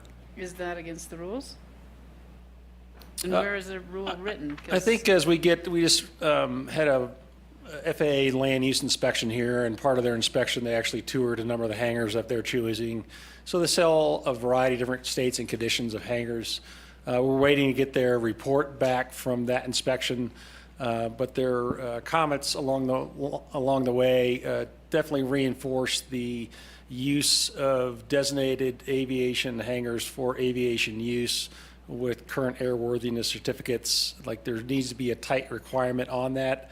That relates to our primary management compliance documents, our minimum standards here, and making sure that document is very clear in the expectations of the certifications and the criteria around those. So if we have an aircraft that has flat tires, hasn't flown, doesn't meet any of the criteria of an actively used aircraft by standards that we will establish in the updated PMCDs, then we would ask folks to take corrective action of either getting that aircraft airworthy or we'll be terminating the lease at some point. So does the FAA have regulations about what can happen in a hangar? They have broad guidance and direction about the aeronautical use of aeronautical But property not in hangars. Contents or? The contents are more broadly left up to the individual airports to establish and enforce. The real clear that the FAA does state is no household items. You're not supposed to have vehicles in the hangar unless once the aircraft is not in there. So if you live in the Bay Area, you fly up here, take the car out, put the aircraft in, that's allowable. Written by That the is FAA. that is part of the FAA. You're not, and they discourage. You're not supposed to have trailers, and the intent is to limit the traffic on the airfield. So if you have people using their hangars for household storage or boats or recreational vehicles, you're increasing the traffic on and off the airfield. So the FAA is very specific about that. When we talked with them during the land use inspection, they said that the broadens is guide, but you can be very, very restrictive, and it's fully enforceable. So I'm interested in the FAA regulations and minimum requirements and maximum requirements. And then we build upon that, right? That's what we're doing here tonight, is building upon that. Right. But what I want to know is, when I have to answer to Tal, the pilot, that says, why are you doing this to me? I want to say, the FAA says, or the board says, in addition to what the FAA says. Correct. So I'd like that before we create a policy, like what is the Sure. FAA requirement? And maybe if there's any state requirement, I mean, obviously you can't grow weed in your hangar, right? But where is that written? There's certain things you can and can't do, and we need to incorporate that, and beyond that, then I'm going to be hard pressed to say we should control what people do in their own space. Yeah, and as part of the next step in this is we'll start building the policy around referencing the FAA guidelines and requirements, our own recommendations of updating our PMCDs and the parameters around what the new requirements would be in accordance with state law also. So that would be the next step in this process. I'm sure there's tons, right? You can't run a still and make alcohol, whatever those are.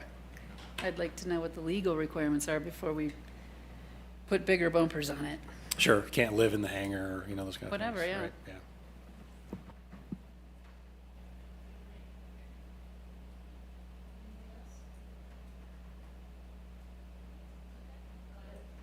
The thing is that if somebody has a non-flying aircraft and storage with these type of pictures, and they're paying 37 cents, 47 cents a square foot, and let's see, under the existing, we have that in here.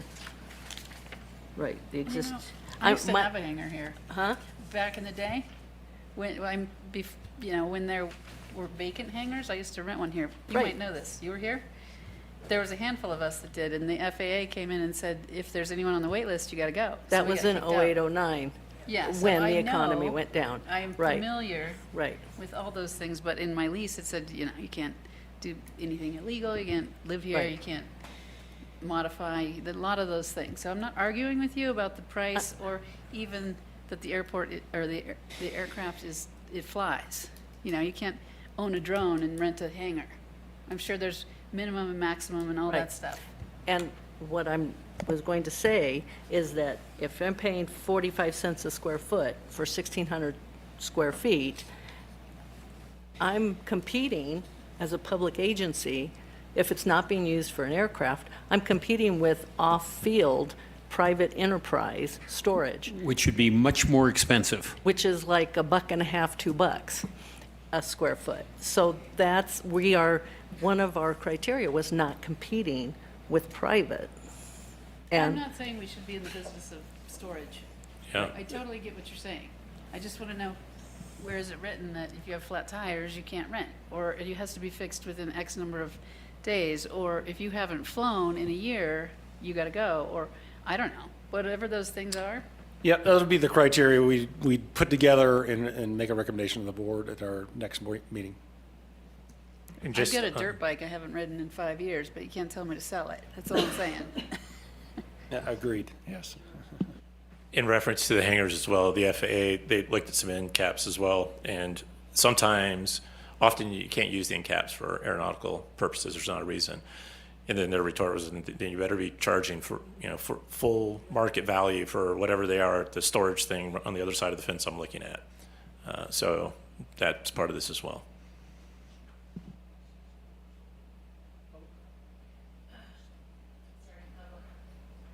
Is there any public comment? Pilots? Come on, let it rip. And again, the vast majority of the hangars are in great shape, and they're well maintained, and people take pride in their spaces. But we do have a handful of ones that need to be addressed. Okay. Can I just ask a public question? I'm not doing it right, but what's the timeline on this? Oh, it's listed in, So the recommended timeline right now is October. We come back with a policy with details and parameters based on guidance today. November, we'd update our PMCDs to reflect that policy guidance change. And starting in the new year, we begin notifying folks of inspections.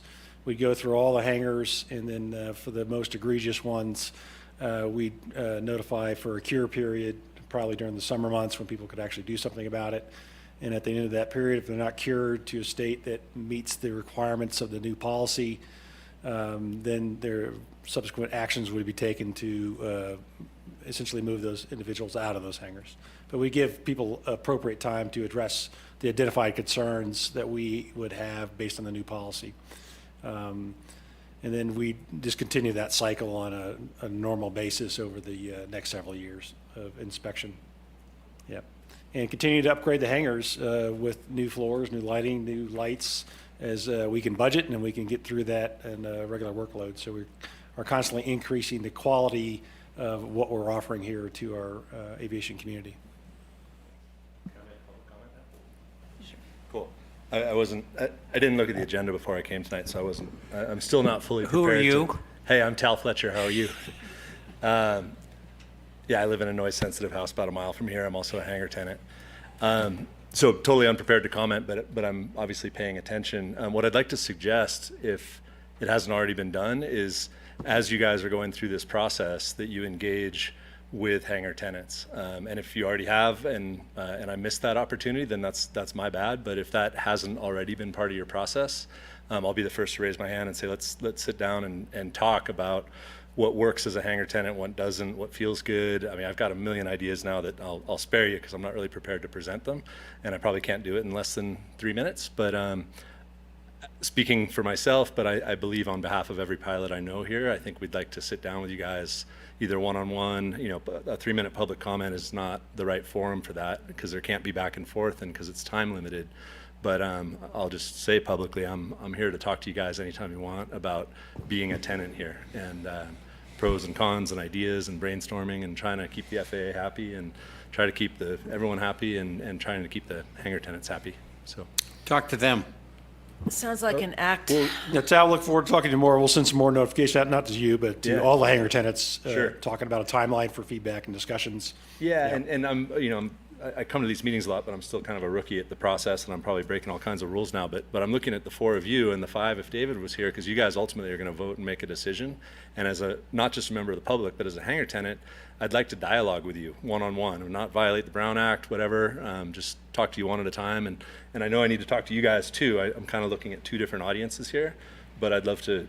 I hope there is a process to engage with the people who will be immediately impacted by this. And I'm raising my hand as someone that wants to talk about it when the time's right. Thanks. Great. Thanks, Tal. Maybe an ACT discussion? Yeah, it's planned to be the ACT agenda, both Fly Quiet, Fly Safe, and hangar revitalization for the next ACT meeting. And then we'll get that information out to the community here shortly. Great. Yeah. Okay. Next topic is Fly Quiet. Is David still recused? Yeah, I was just going to mention that just because Director Diamond isn't here. Okay. Director Diamond has recused himself from this item due to a potential conflict. He's a hangar tenant. Thank you. Good evening. All right, so in tandem with the hangar revitalization or the incentive programs, there's a lot in this staff report. The very big picture is we have 2 programs right now, home basing and Fly Quiet. This proposal, and again, this is not, we're not voting on policy tonight, but it's to get feedback, any guidance from the board. And just for reference, and it's related to Tal's question, so we've been wanting to talk about this for this is the 4th month now, because of Director Diamond's conflict. So we want to be having these conversations with the hangar tenants, local flyers, but we've been wanting to have this open conversation with the board to make sure we're in the ballpark. And then, exactly as Tal says, through multiple forums and emails, discussion groups, craft policy that works as best we can for everyone. So again, 2 incentive programs right now, home basing, if you register your aircraft here for tax purposes, and Fly Quiet. This proposal is to expand the Fly Quiet and add a Fly Safe based on a Fly Safe incentive program based on the discussions and what's in the strategic plan. And then the third piece of that would be to remove the existing home basing program and be replaced with a Fly Safe program. The what's listed for the Fly Quiet program, it's basically the same program. Instead of a Fly Quiet 1 and a Fly Quiet 2, go to one window of time, 10 p.m. to 7 p.m. However, 10 p.m. to 7 a.m., which is the town of Truckee noise ordinance. However, we would have a shoulder hour. And Lauren, if you can go to that picture. And the shoulder hour would be from 6 to 7, and then 10 p.m. to 11 p.m. And if a pilot were to use these procedures, basically take off on 2-0 towards the scales, or 2-9 to Brockway, they could fly during the shoulder hour, don't fly into yellow. If they were to arrive, saying, yep. You said 2-9 to Brockway. Wouldn't it be 1-1 I'm sorry, to Brockway? 1-1, yes. Yes. I'm not a pilot, but I know You directions. should be. You should be. 1-1 to Brockway and 0-2 to the scales. So you give them a break if they're not flying over homes. Correct. Yeah, I mean, it's on the screen. Don't fly in the yellow during the shoulder hour. And we would have to have a discussion, and we need to talk with the pilots because the traffic pattern right now to land on 2-9 into town, that traffic pattern is left traffic, which puts you over Sierra Meadows, depending on where you enter the pattern, or North Star. But it's doable. But we need to talk about it. So this would be the shoulder hour. So I think a lot of the talking points I've heard from local pilots with Fly Quiet 1 and Fly Quiet 2, particularly with the runway construction and the crosswinds we have in the mornings, is they want to take off earlier. And we've approved all the waivers that we've been requested this summer, all of which is like 5. And it's people wanting to take off before it gets windy because they have a 5-6 hour flight, or they're going someplace and coming back. But anyways, super quiet procedures during that shoulder hour. So I think it offers the local pilots an option to leave as early as 6. At the same time, And so right now at 6:30 in the morning, if I'm a local pilot, I can take off and go do whatever I want. I can start doing laps and touch and goes.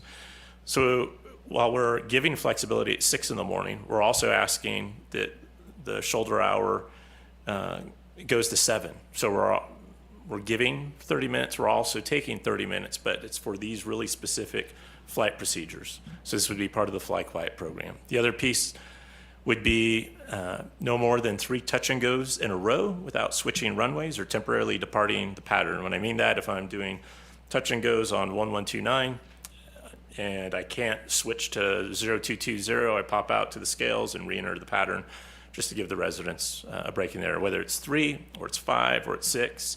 I don't know what that number is, but I think that's where I want to have the conversations with the CFIs, the local pilots, to what's reasonable to prevent folks from doing 29 touch and goes in one sortie, which we've had a couple times.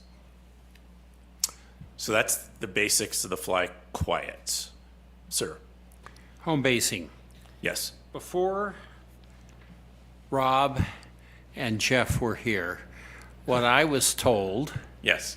by the GM at the time was that home basing gets property tax to either Placer or Nevada, and that's a good thing. And we were doing it for them rather than for trying to give a break to pilots. So, you know, you're saying that the small amount of money really isn't much of an incentive to pilots, so we had to eliminate it. What about this county thing? It's a good question. So the incentive program, the way it's crafted here in the framework I've used is it's to modify behavior. And so the behavior that we are most concerned about as an airport district, my synthesis is, from an aviation perspective, is noise and safety. So the intent is to incentivize those behaviors. How do we incentivize our pilots to be safer, and how do we incentivize them for noise? The current home basing does create an incentive for an economic piece. So if I have $1 million aircraft, I pay a 1%, I think luxury or usury tax. So I pay, public math, I pay $10,000 to Placer, Nevada County, depending on where my hangar is. That $10,000 goes to the county. In the broad scheme of things, we as residents of both counties get something from that. We as an airport district don't get any behavior out of that. And if that pilot doesn't register their aircraft here, they'll register it somewhere else, and another county will get that benefit. So I think there's some incentive, but I don't know that it's incentive of behavior that we value based on what's in the strategic plan. I don't know if I explained myself. I understand what you said, and you don't think it's important, and I'd like to correct. I didn't say that, sir. Yeah, well, you're wanting to eliminate it because it doesn't mean that much. But I would also like to modify the what we're really trying to affect.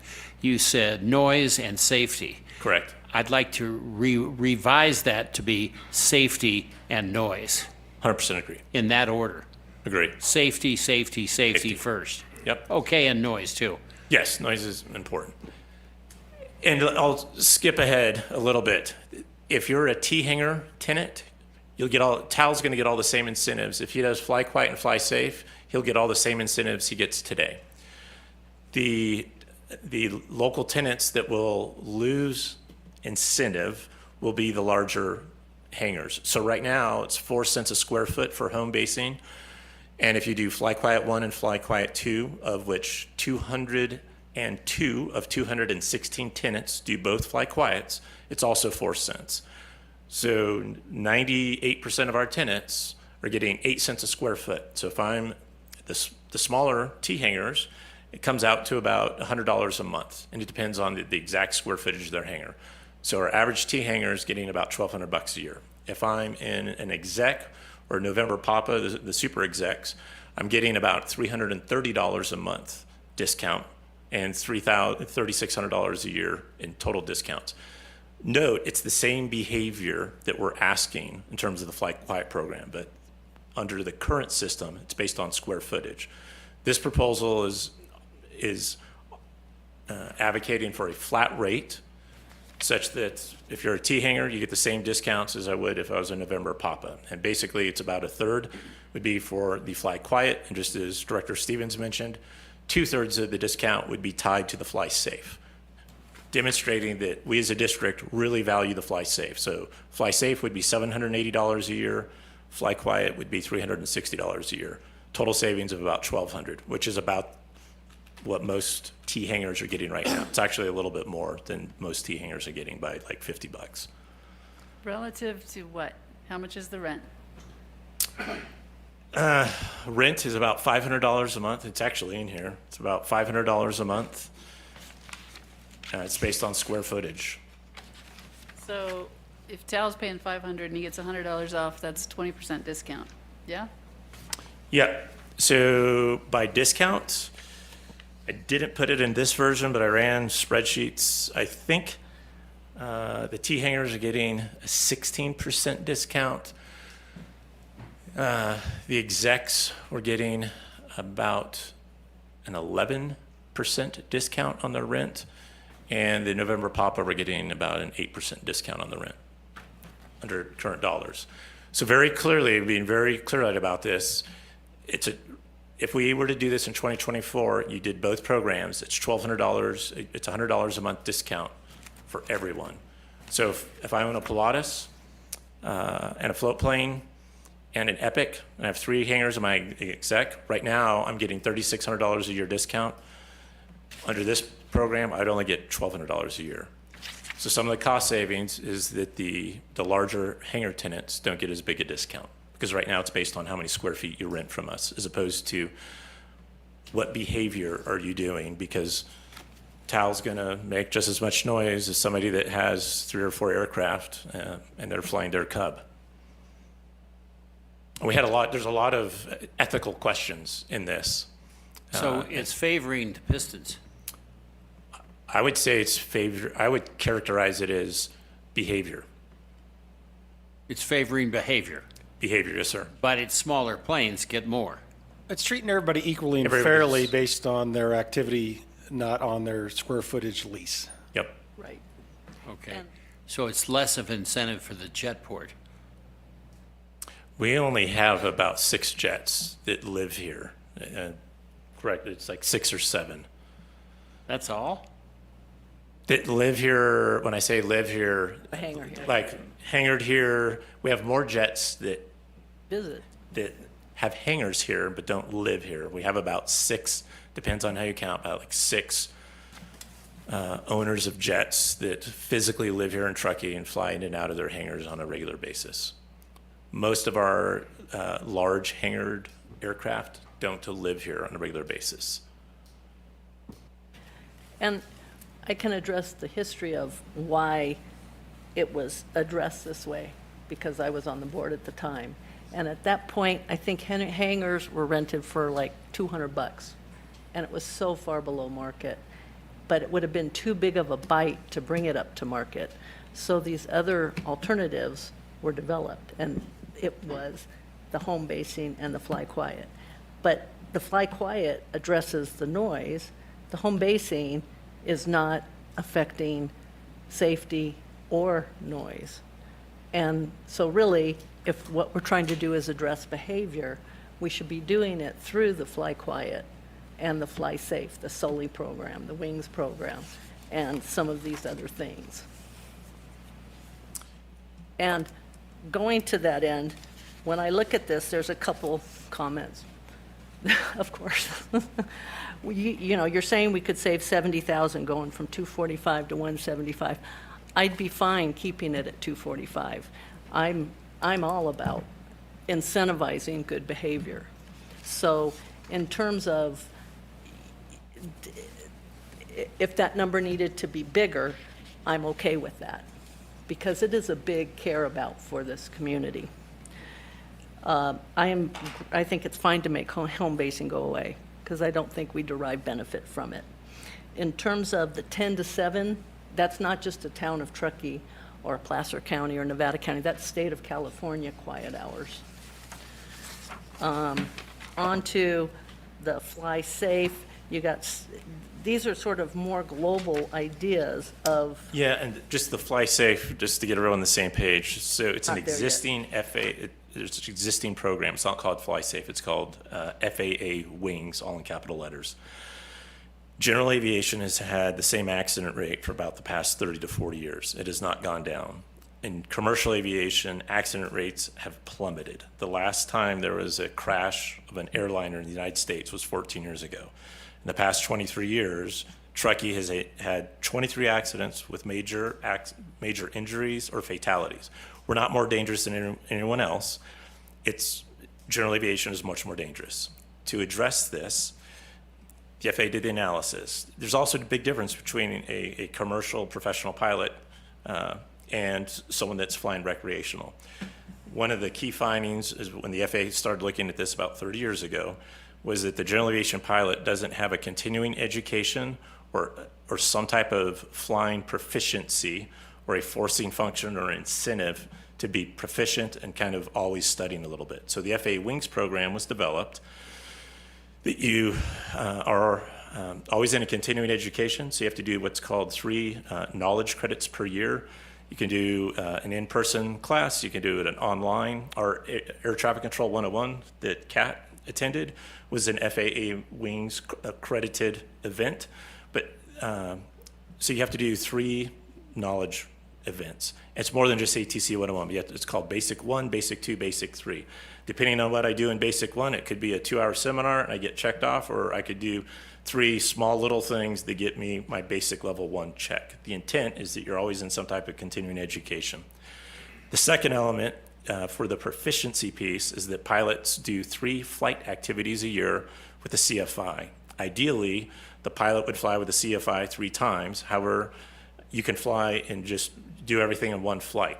And it's not just random flight activities, but they're kind of, again, out of 3 buckets. And so the CFI flies with you, and you do something out of each of those 3 buckets. If you do that, you earn what's called a phase credit. That phase credit gives you your flight review credit, AKA a check ride. It's technically not a check ride.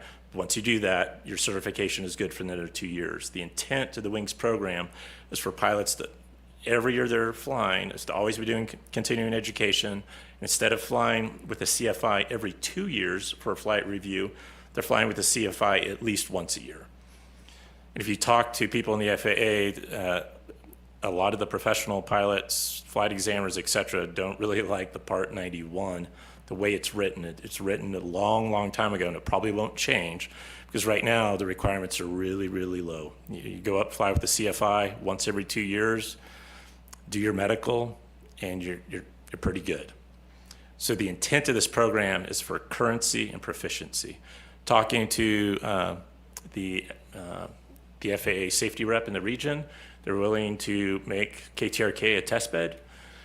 And we can, instead of those 3 knowledge credits, we can specify what some of those could be, such as density altitude, wind shear, mountain flying, winter flight operations. So we could specify what some of those events that a pilot might use over the period.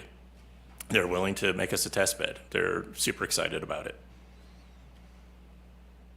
I would say when you look at the numbers, I think there would be fewer pilots. So right now, if we use home basing, I'll say delete home basing and bring on Fly Safe, or I'm calling it Fly Safe because it rhymes with Fly Quiet. But if we partnered and made an FAA Wings program, my assumption is there would be fewer takers of it for various reasons. Because right now, a lot of the attendants and pilots don't physically live here. They're elsewhere. So I don't think we'd hopefully want everyone to be participating, but we're not going to have 216 of 216, or it's not 216, it's like, things like 180 are doing the home basing. I think we would have fewer pilots do Fly Safe, is what my intuition tells me. The other piece that we would target is pilots that are non-hangar tenant. So right now we have a flight familiarization program where we'll fly, an hour a year. So if you're a private pilot and you fly locally, but you don't have a hangar, become a KTRK Wings pilot, and that 1 CFI flight per year will pay for it. It's in here, it'd be super cheap. be like $3,000. My guess is we'd have 20, maybe 40. If we had 40 non-hangared pilots, locals that wanted to do this, and I think 40 would be fantastic, then it'd be $6,000 a year. It'd be super cheap, high impact. How many pilots do you think are in the Wings program now? Because at that talk I went to, I think it's 55,000. there were a lot. No, I mean here. Oh, Because here, there were here. tons of guys, Yeah. mostly guys, with their phones out and doing the QR so they could Yes. get the credit. Do you feel like it's pretty I don't popular? know. I could ask the FAA.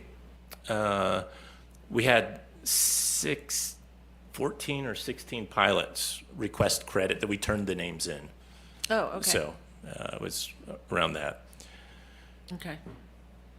And from talking to the FAA, what they would do, and the pilots participating would have to, sign up for this, is that we would then get the data and the information to find out. And there's a lot that would have to go into how to craft this policy. What happens if a pilot expires or doesn't do their knowledge credit when they're supposed to? So, I mean, there's some, we would have to get a little wonky on it. But the FAA would share the information with us as well. To right now, we can't, call FAA and say, show me every FAA Wings pilot that flies in and out of TRK and what they've taken. They won't share that with us. That's the big idea. This is not policy, but this is, if you're comfortable, or more left, more right, then we'll begin what I would say mass socialization. Because I think we'll get a lot of feedback on this. I think some positive. I think we'll probably get a fair amount of negative feedback as well. I've talked with some local pilots, and I'm not judging a general aviation pilot, but there's a lot of risk in general aviation. How many of our noise complaints are from our local pilots? Hard to say. I Loosely. don't know. 10%? 50%? But a lot of the noise complaints are for behaviors that are normal. I know, It's not, I know out that. in 172 and I'm doing laps over, Tahoe Don or Prosser. It's, I don't know. So last month we got 160 complaints from one household. David actually went out over the bypass and photographed and recorded a whole bunch, went back, correlated it with Vector, and looked at noise complaints, and there was actually some from that person that made those noise complaints, and this person is making complaints of annoyance, which are very legitimate, but of aircraft flying the procedures perfectly as well. So, I was just trying to connect the two. So, oh yeah, no, in it's- thinking about this, you're only offering an incentive to hangar tenants, right? for flight quiet. It's the only way that we can figure out how. Well, could we not offer a gas discount or something more universally applied? I mean, if it's safer and quieter, I'm into it. You may end up in a situation where you're attracting flights if you're giving a gas discount. Well, apparently we have the most expensive gas in the country, so I mean. The most sustainable fuel in the country. Yes, sustainable fuel. So there are a lot of limitations on how we can use airport revenue and how we might use tax-based revenue to incentivize programs. Working with non-local tenants is probably something that we need more time to figure out how to best navigate that with the FAA and with the state of California rules. But I think as a first step, this would be great just to introduce and get into this. And as a second phase, continue to look at how we address transient pilots. It's a lot harder with the rules that are in place. One of the things in here is, and where it ties into the hangar program, is trying to think about a hangar share program for a discount to keep it affordable for the smaller pistons. If I have my own hangar and I'm willing to move it out on a ramp for somebody coming to visit, and I think this was talked about at one point, to keep the rates affordable for the local GAs. I think that's something for you to consider, maybe how that could work. Isn't it like a To th- Airbnb? Well, to think of it as a hotel room rather than an apartment. Right, Yeah, yeah. it's something to think about, and, Is that you know, kind allowable? of play with that. Is that an allowable thing in our hangar tenant? It currently is not. It's something we've talked about internally, how we can better utilize existing inventory that is not fully utilized, and perhaps creating a sublet kind of program that ideally we would manage from a district level, not from an individual level. We do have other tied policies to being a hangar tenant other than Fly Quiet, Fly Safe right now, or future Fly Safe. And that's with our landing fees for aircraft that do get landing fees. We do exempt aircraft that are based here, registered with hangars here. So if we're going to expand a program, or we would create some kind of timeshare, VRBO, sublet situation with hangars, we also need to probably look at how we would do any kind of landing fee waivers for those aircraft. It might be really popular for a lot of folks, but we may be satisfying something in one area for capacity and potentially losing a lot of revenue that's designed to offset our pavement cost and our tower cost. Right? That's fair, and that's what you guys will wrestle with. Yeah, so we'll have to look at The thing that. is we also don't charge landing fees for aircraft that weigh less than 5,500 pounds. So since many of our tent hangars are only appropriate for aircraft that weigh less than 5,500 points, landing fees is not really in play. So that was a comment, just to kind of think about this when you're drafting the policy. Another one is that there's this $150 benefit for a mountain familiarity that they get. There's a $250 thing for the pilot group, and then we're talking about the $250, some sort of benefit with the wings program, and I'm not clear on all that. So when you're drafting this PI, if, you know, there should be an upper limit. You know, you can't triple and quadruple dip.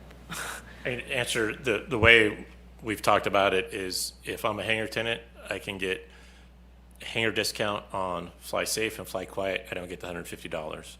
If I'm, and we'll be really clear about this, if I'm a local pilot and I just rent an airplane from Sierra Aero, I'm eligible for the $150. That's it? That's it. Okay, And we could offer more, but that's the initial blush of the proposal. thanks. Okay. That this, you know, fly safe aspect is, you know, in terms of addressing this, some of the things I've learned is that, you know, I have to do continuing ed as an engineer. You know, many people, you probably have to do continuing ed as a broker. So requiring continuing ed, and if we have to incentivize it, so be it. But it is valuable to keep fresh, so it's a good thing. In line with that, the FAA has had great success with FAA wings pilots, and I think there are now 3 insurance companies. One of them offers up to a 10% discount on your aircraft insurance if you're an active FAA wings pilot. So we could reach out to those insurers as well to let them know we're doing something like this. Which is something you want to address Yeah, during it's the a huge ACT benefit. meeting. To, you know, there's a benefit. You know, Absolutely. it's kind of like fire insurance, if I can, all those goodies. So in terms of those numbers, I would like to keep the smaller GA pilots whole. You know, there you go. In terms of Fly Quiet, you have this map, and it ends kind of at the edge, almost at the county line. And thinking about this, it's kind of tied, you know, you hear them over in Carnelian Bay, but they're pretty high. They're a lot different than over here, and particularly Martis Valley Estates or Olympic Heights. And it's tied to altitude, it's tied to the elevation. And so this yellow line, you know, should this be bigger, you know, this border, you know, and if they're going off 2 and 2.0, and then, huh? We could paint the entire district. Right. To paint the entire district. And kind of trying to think about it in terms of altitude, not just, Yes. right, Great idea. okay. Because once you're at 9,000, 10,000 feet, you're The annoyance goes down. 3,000 feet above me. It's not as, as awakening you. Right. So that would be the other aspect I would bring up to you. And Can I point out as well for the shoulder hour, again, that's only for that 1 hour, 6 to 7 and 10 to 11 to allow aircraft or our participants to arrive. The way it's written right now is no jet aircraft. So Right. a jet aircraft shoulder hour would not apply to them. We could open it up, but as written in this proposal, would be no jet aircraft for the shoulder hour. we'll have to wrestle with that, and you'll Correct. give us the pros and cons And of I think that. that's conversations and see what we find out. Right, unintended consequences of that type of a decision. And where you say it's not authorized, and you've got the jet aircraft, but it's also it's IFR aircraft more. Correct. Right? So it's Right. not just jet aircraft, it's turboprops as well. Well, I didn't, well, it's not A lot of the stated turboprops are turboprop. flying IFRs. Yeah, and you could fly, and the way this is written, you could fly a Mogul 2 departure, and you could fly an RNAV 20, but you would only be able to, the parameters of an RNAV 20 approach, you can see the upper right by Glenshire, land on 20 or circle to 29, not circle to 02, and not, I don't think you, I'm sorry, you can't even circle to 02 at nighttime, or you could circle to 11. Right. So there are IFR options to get in and out, but those would be the only ones that would comply with this noise emission. And again, it's tied to altitude in this too Correct. as well. And so trying to capture that. Again, you know, the 760 and 360, it's 1120 difference. You know, and like I say, that's, if we need to provide more of an incentive to keep people whole. So those were my thoughts on this as a first draft. And, you know, once you come back with a PI, I probably might have more. But you were asking for first thoughts.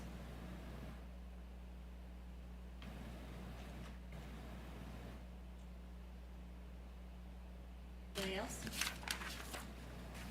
Rick? You good? Teresa? Okay. Is there any public comment? Who's in charge of the screen? Is that Lauren? Could you go back to the map with the yellow? Right there. Yeah, just, I'm Tal Fletcher. I live about a mile away in a noise-sensitive house. And I'm a hangar tenant here. And I have a 182 that I never fly during those hours because I just don't fly then. So this comment is not so much for me, but it's through the lens of a 182 pilot. If I'm at max gross fully loaded, or actually I'll back up, if I'm almost empty, my plane climbs almost like a helicopter. But since I rarely fly empty, trying to depart 1-1 and essentially do a straight out over Brockway at max gross is not a safe thing for me to do. You don't climb that fast to get over the mountain? What's that? You don't climb that fast to get No, if I'm at full max gross, it depends on a lot of variables, but I would not even try to take off 1-1 and go straight out over Brockway. I would do some sort of a... Terrain. Yeah, that'd be my wife yelling that terrain in my ear. But you could go off 1-1 and turn left over 20 and head out that way. Yeah, so exactly. So that would be a climbing left 360. Yeah, visual climb out over the airfield. Option. Right. And that's an yes, option but that in the puts verbiage. me and my noisy airplane over this area. Maybe not in the yellow, but people in Glenshire will hear it. People in the Martis Valley will hear it. People in North Star will hear it. People in Olympic Heights will hear it as I'm doing my climbing left 360 to stay outside of the yellow, but get enough altitude to get over Brockway. So I'm not complaining. I think this is, it's an idea worth exploring. Let's talk about it. I'm a dialogue guy. I'd love to be part of that. But the first thing that I thought of when I saw that is straight out over Brockway in a 182, which is a very normal plane in this environment, is not a no-brainer. Thanks, Tal.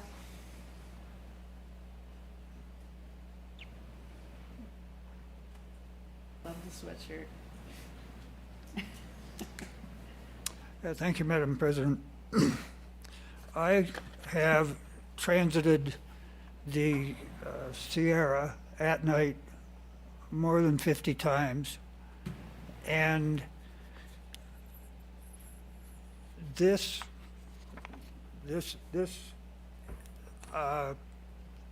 tends to, I've put this under the YGBSM file.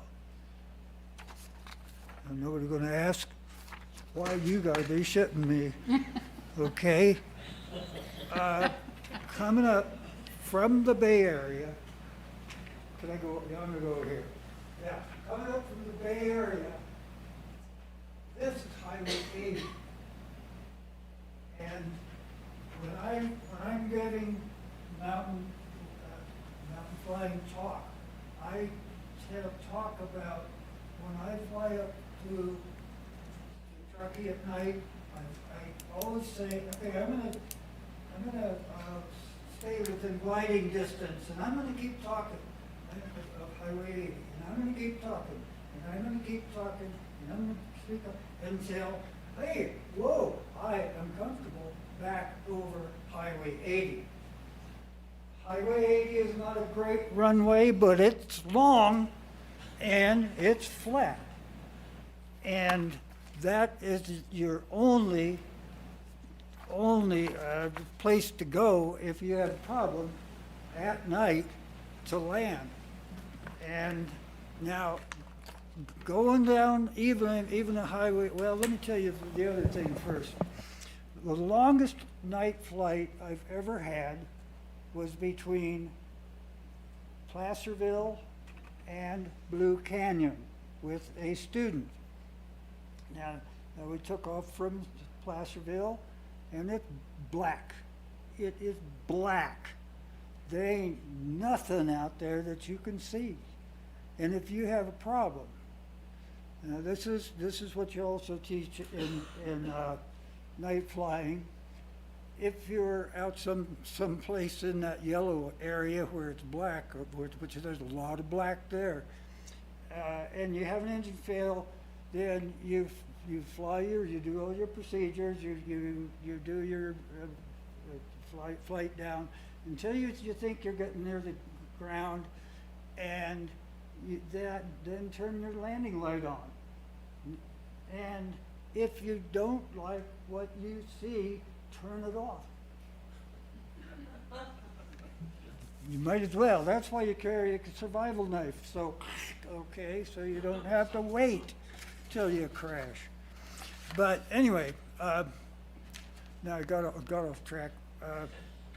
But anyway, yeah, to come anywhere out there in that huge yellow area, that is not the way home. To get to the yellow area, you got to go through lots and lots of black, of nothing, and even taking off on 29 is you go out to Highway 80, and there's your runway if you need it, and you go on. Going off 11, I can't even imagine it at night, but you could do it because you can do touch and goes on 11. But President Rolfe, we're at 4 minutes. say again? Time's up. Yeah. Okay. Well, it's you also know, very informative. Yeah, because we're not pilots, and so I'm inclined to let you finish. And I agree with everything that Mr. Meadows has said so far. Yeah. Yeah. Yeah, the Flight Quiet 2 and the Flight Quiet 1 and 2 that we have works. The discount for basing your aircraft here works. And I hate to see it worked on until it's broke. Thank you. Thank you, Tom. Is there anyone on the Zoom that has public comment? Okay. One other thought was, that it allows, if somebody's trying to get somewhere, and is there a limit to that? It's. No, I think if what you're asking is, we offer waivers to Fly Quiet right now. Right. And under this proposal, we would still offer waivers. So if someone were to need to return from the valley and say, hey, I'm coming in 10:30 at night, I'm gonna fly up 80, et cetera, due to X, Y, Z, we could still approve it. And that exists right now. And- It's rarely asked for. Okay. I'm okay with it unless it becomes a habit. And so there's some awareness that, there's circumstances, or I'm trying to get to Oshkosh and I need to get going because there's a thunderstorm coming. But if you did find that it was being used a lot, that would cause me, yeah. Okay. Thank you, Jeff. Yes. Yes, ma'am. And again, this is to begin the conversation, because we haven't had this conversation. We wanted this initial feedback. So we're going to go have great conversations with the local flying community. Great, thank you. May I now invite Mr. Byman to come back? Yes, please. Yes.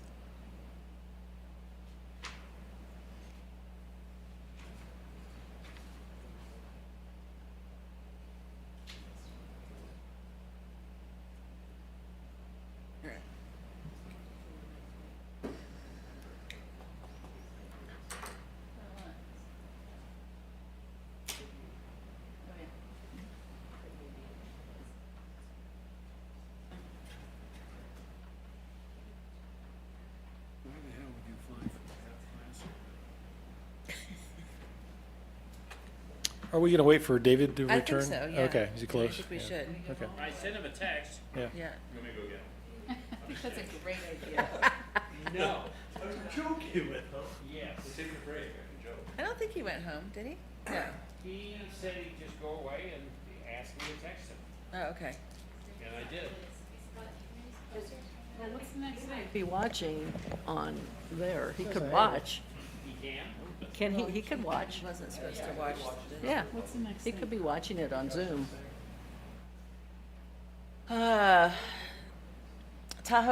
Truckee Tahoe Workforce Housing Joint Powers Authority updates.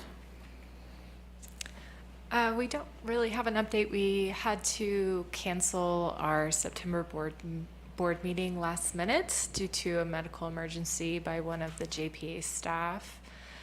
We're looking to see if we have a quorum to have our meeting in October. I'll know more in a couple days if that's going to happen. I did attend the final Mountain Housing Council meeting on September 15th, and I attached the housing needs survey, which was reviewed. I also am not versed to go over that survey with you. It's quite extensive. I did attach the YouTube video if you guys would like to rewatch that meeting as it's presented and fully explained. Other than that, if you have any questions. Any questions for Lauren? Okay. Any public comment? Well, it is working for all people, or is it just, it's for employees of public agencies? What do you mean? For employees in the region or employees who work for public agencies? The JPA? Yeah. Oh, yeah, it's for the greater Truckee Tahoe community. Just public employees? No. Correct. Okay. River revitalization, that's Jeff, huh? Is that moving along? It is. The last meeting, as it states, an RFP was approved to hire a consultant. East River PR is doing some marketing in a broad picture as to what the town is looking at. And later this week and next week, there will be 3 tours for all the committee members with some town planners to actually kind of do a walking, driving tour of the area and looking at the different zoning pieces and parts of the river. Great. All right, CTA, we had our quarterly meeting here in July. We have another one October 13th. And then the presentations from the committees will be November 2nd, and awards, monetary awards will be given to push, sort of jumpstart some of the projects that people are coming up with.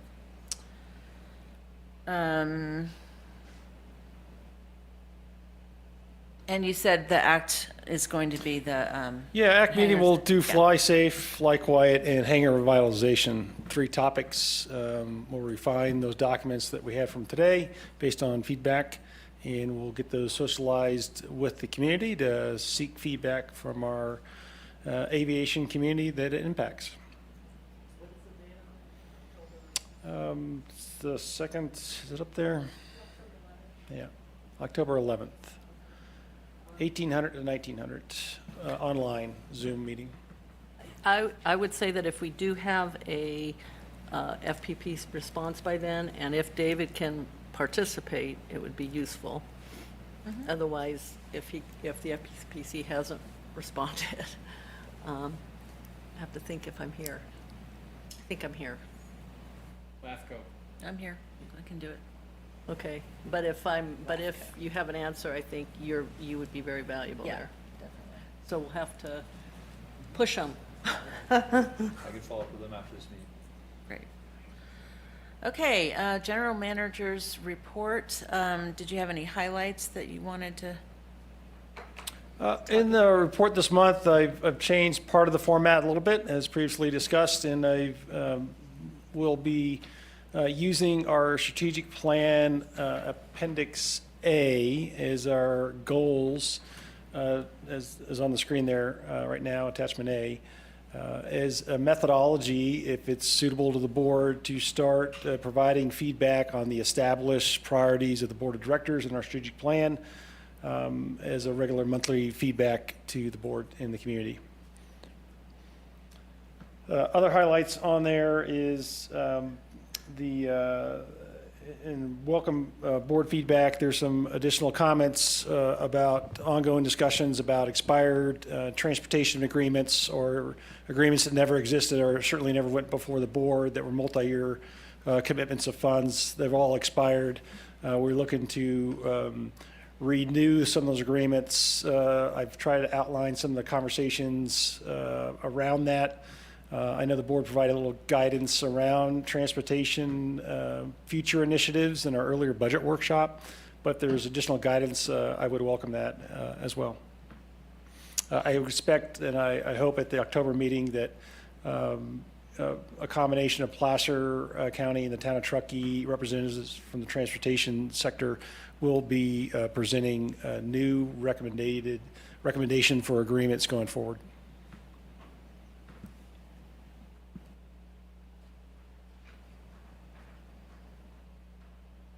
Okay. So those are just some highlights. I'll take questions, obviously, anything there or related to it. You got questions? I think you just answered it, but that was my biggest concern about the transportation is that we not make any changes to what we've been doing without having discussions with the other agencies that are affected, just so we don't like kind of pull the rug out from underneath them and disrupt service somehow or.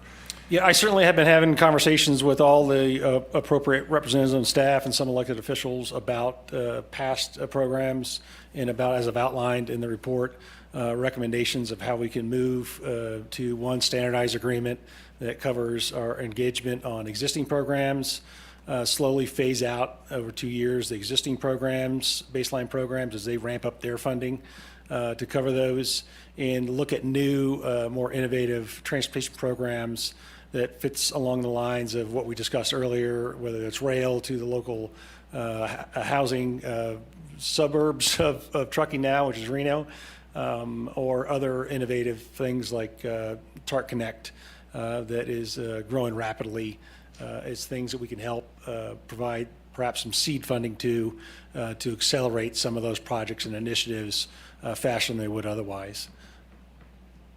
So that's what I've been talking to both those representatives about and those entities, yeah, over the last couple of months now. Yeah, we captured some of that in the budget talk, so. Yeah. Working from that. Anybody else? Yes, as a Manager's report? transportation hub, you know, and users who come in can use it without being one more car on the road. Okay. Is there any public comment on the manager's report? All right. Aviation and Community Services report. Are there any highlights?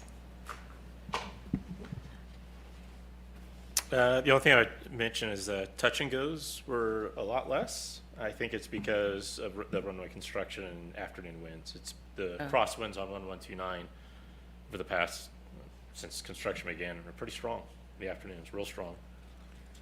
And I already mentioned about David Van Quest kind of going out and doing a physical audit.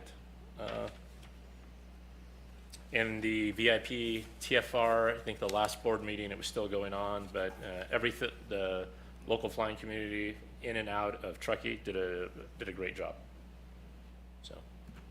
Great. Any questions for Jeff or comments? My question is, jets are like half of what they've been over the last 2 years in August, and turboprops are like 4 times. And did you have any thoughts on this? I don't. We've talked about it, but I don't know that there's anything out there. Yeah. We've talked about SAF, we've talked about fuel price, we've talked about the economy. I don't know.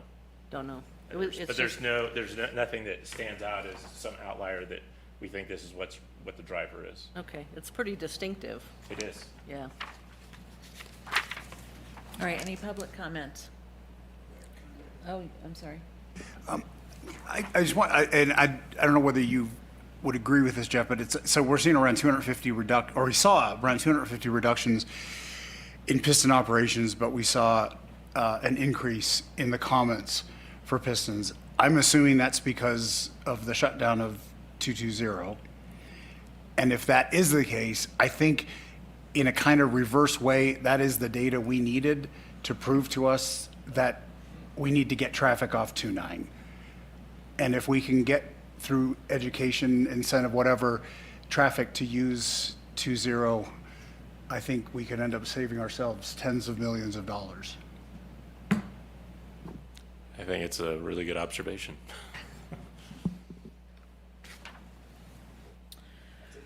Okay, public comment. Anybody? Okay. Finance and Administration report. Any highlights, Kelly, or any questions for Kelly? Any questions? You do. I read it. Take your time. All right, go ahead, David. Can you talk a little bit about what the budget that we had for the FBO and how we missed or we're missing that target so much? It seems based on what happened last year, where we're at is about the same, but we somehow budgeted a lot higher. So I was just wondering about that. Really, I would say the entire of the 2.2 that we're under this winter, and it wasn't just winter, it was winter that kept going on and on and on and on. That spring that never came, and summer that didn't really come up until last month, essentially, really, really hit us hard, more than what we normally would see. And so we budgeted based on a normal year, and this was certainly an outlier and an anomaly, big time. But it's also making me a little bit more conservative thinking about next year, should another winter like that happen again. Any other questions? Yes, I have a question or a request, and we had talked about this earlier, but under your capital project update, which, you know, I was kind of looking at that correlating with your report of the asset request description and where it comes from. And this is the capital projections from 23 budget, where it lines out, and it was like what's been completed, what's in progress. And I brought it up here and think that it could be, I was going through and things were put in here that hadn't been on the 23, and there's a lot in progress still. And I had mentioned this the other day in terms of, you know, what it was budgeted for and what it came in at. And I could find value in it. We talked about it. Do we want to, request that? Yeah, I would say you don't have to request it. It's planned.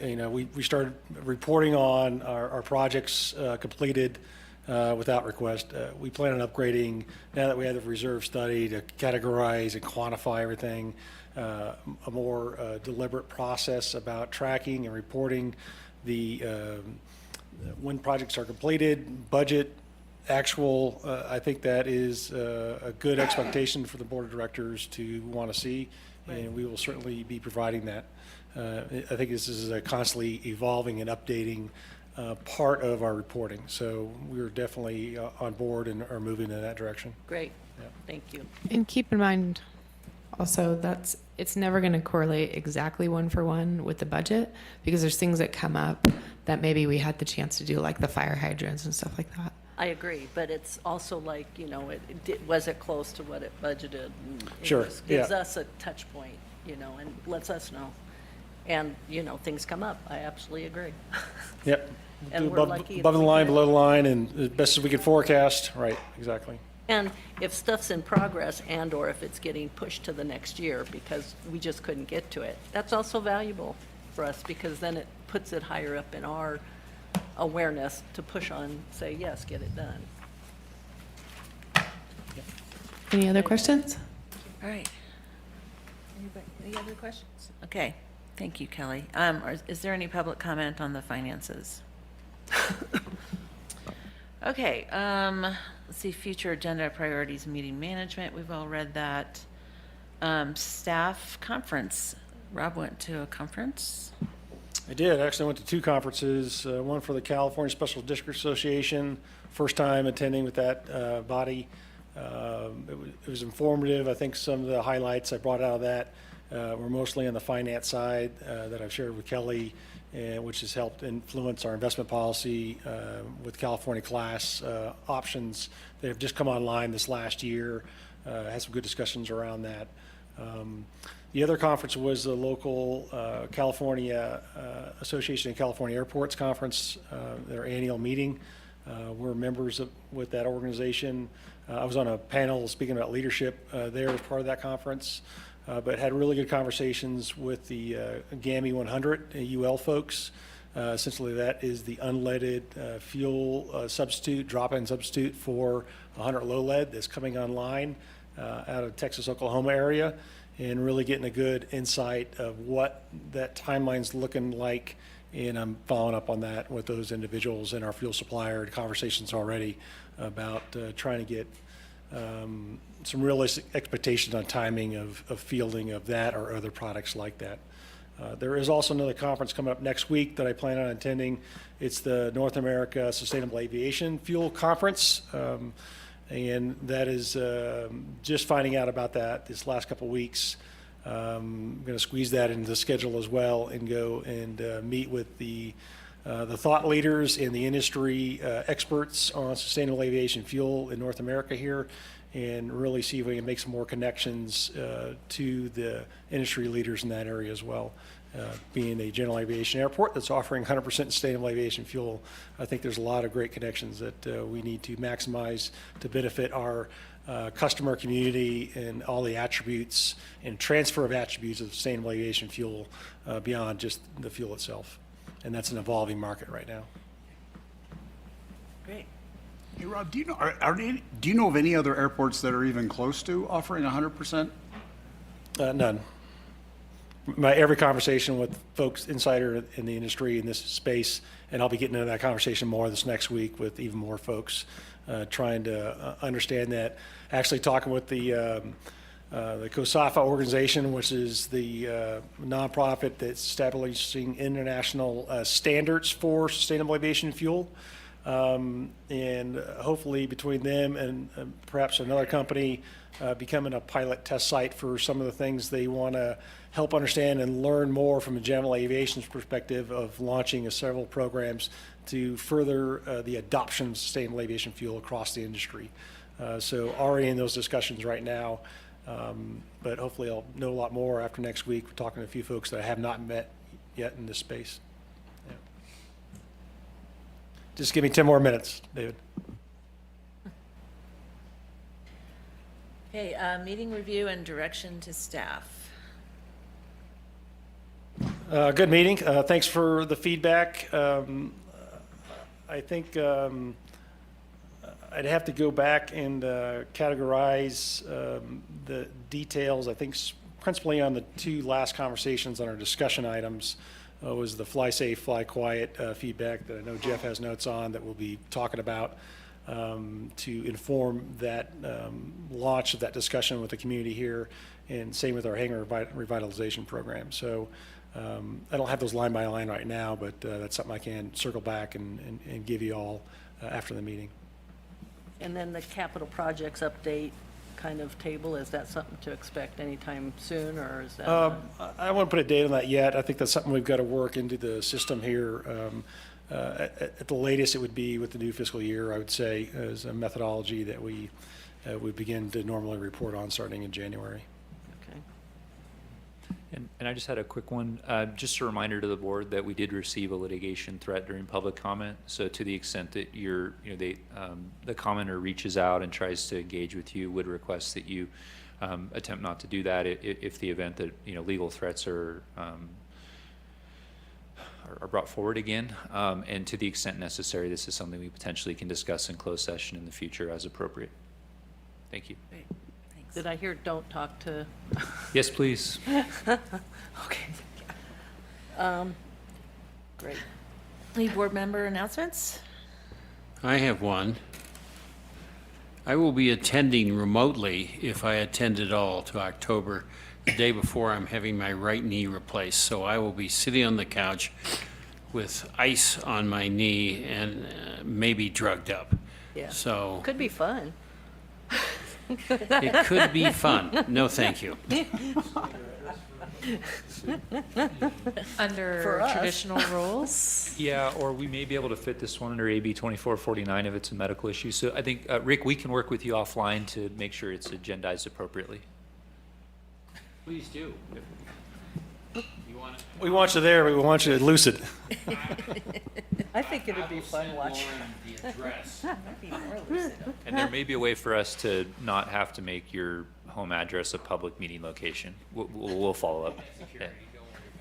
I had to post the agenda for a LAFCO meeting on a apartment or a hotel room in Maui. Yeah.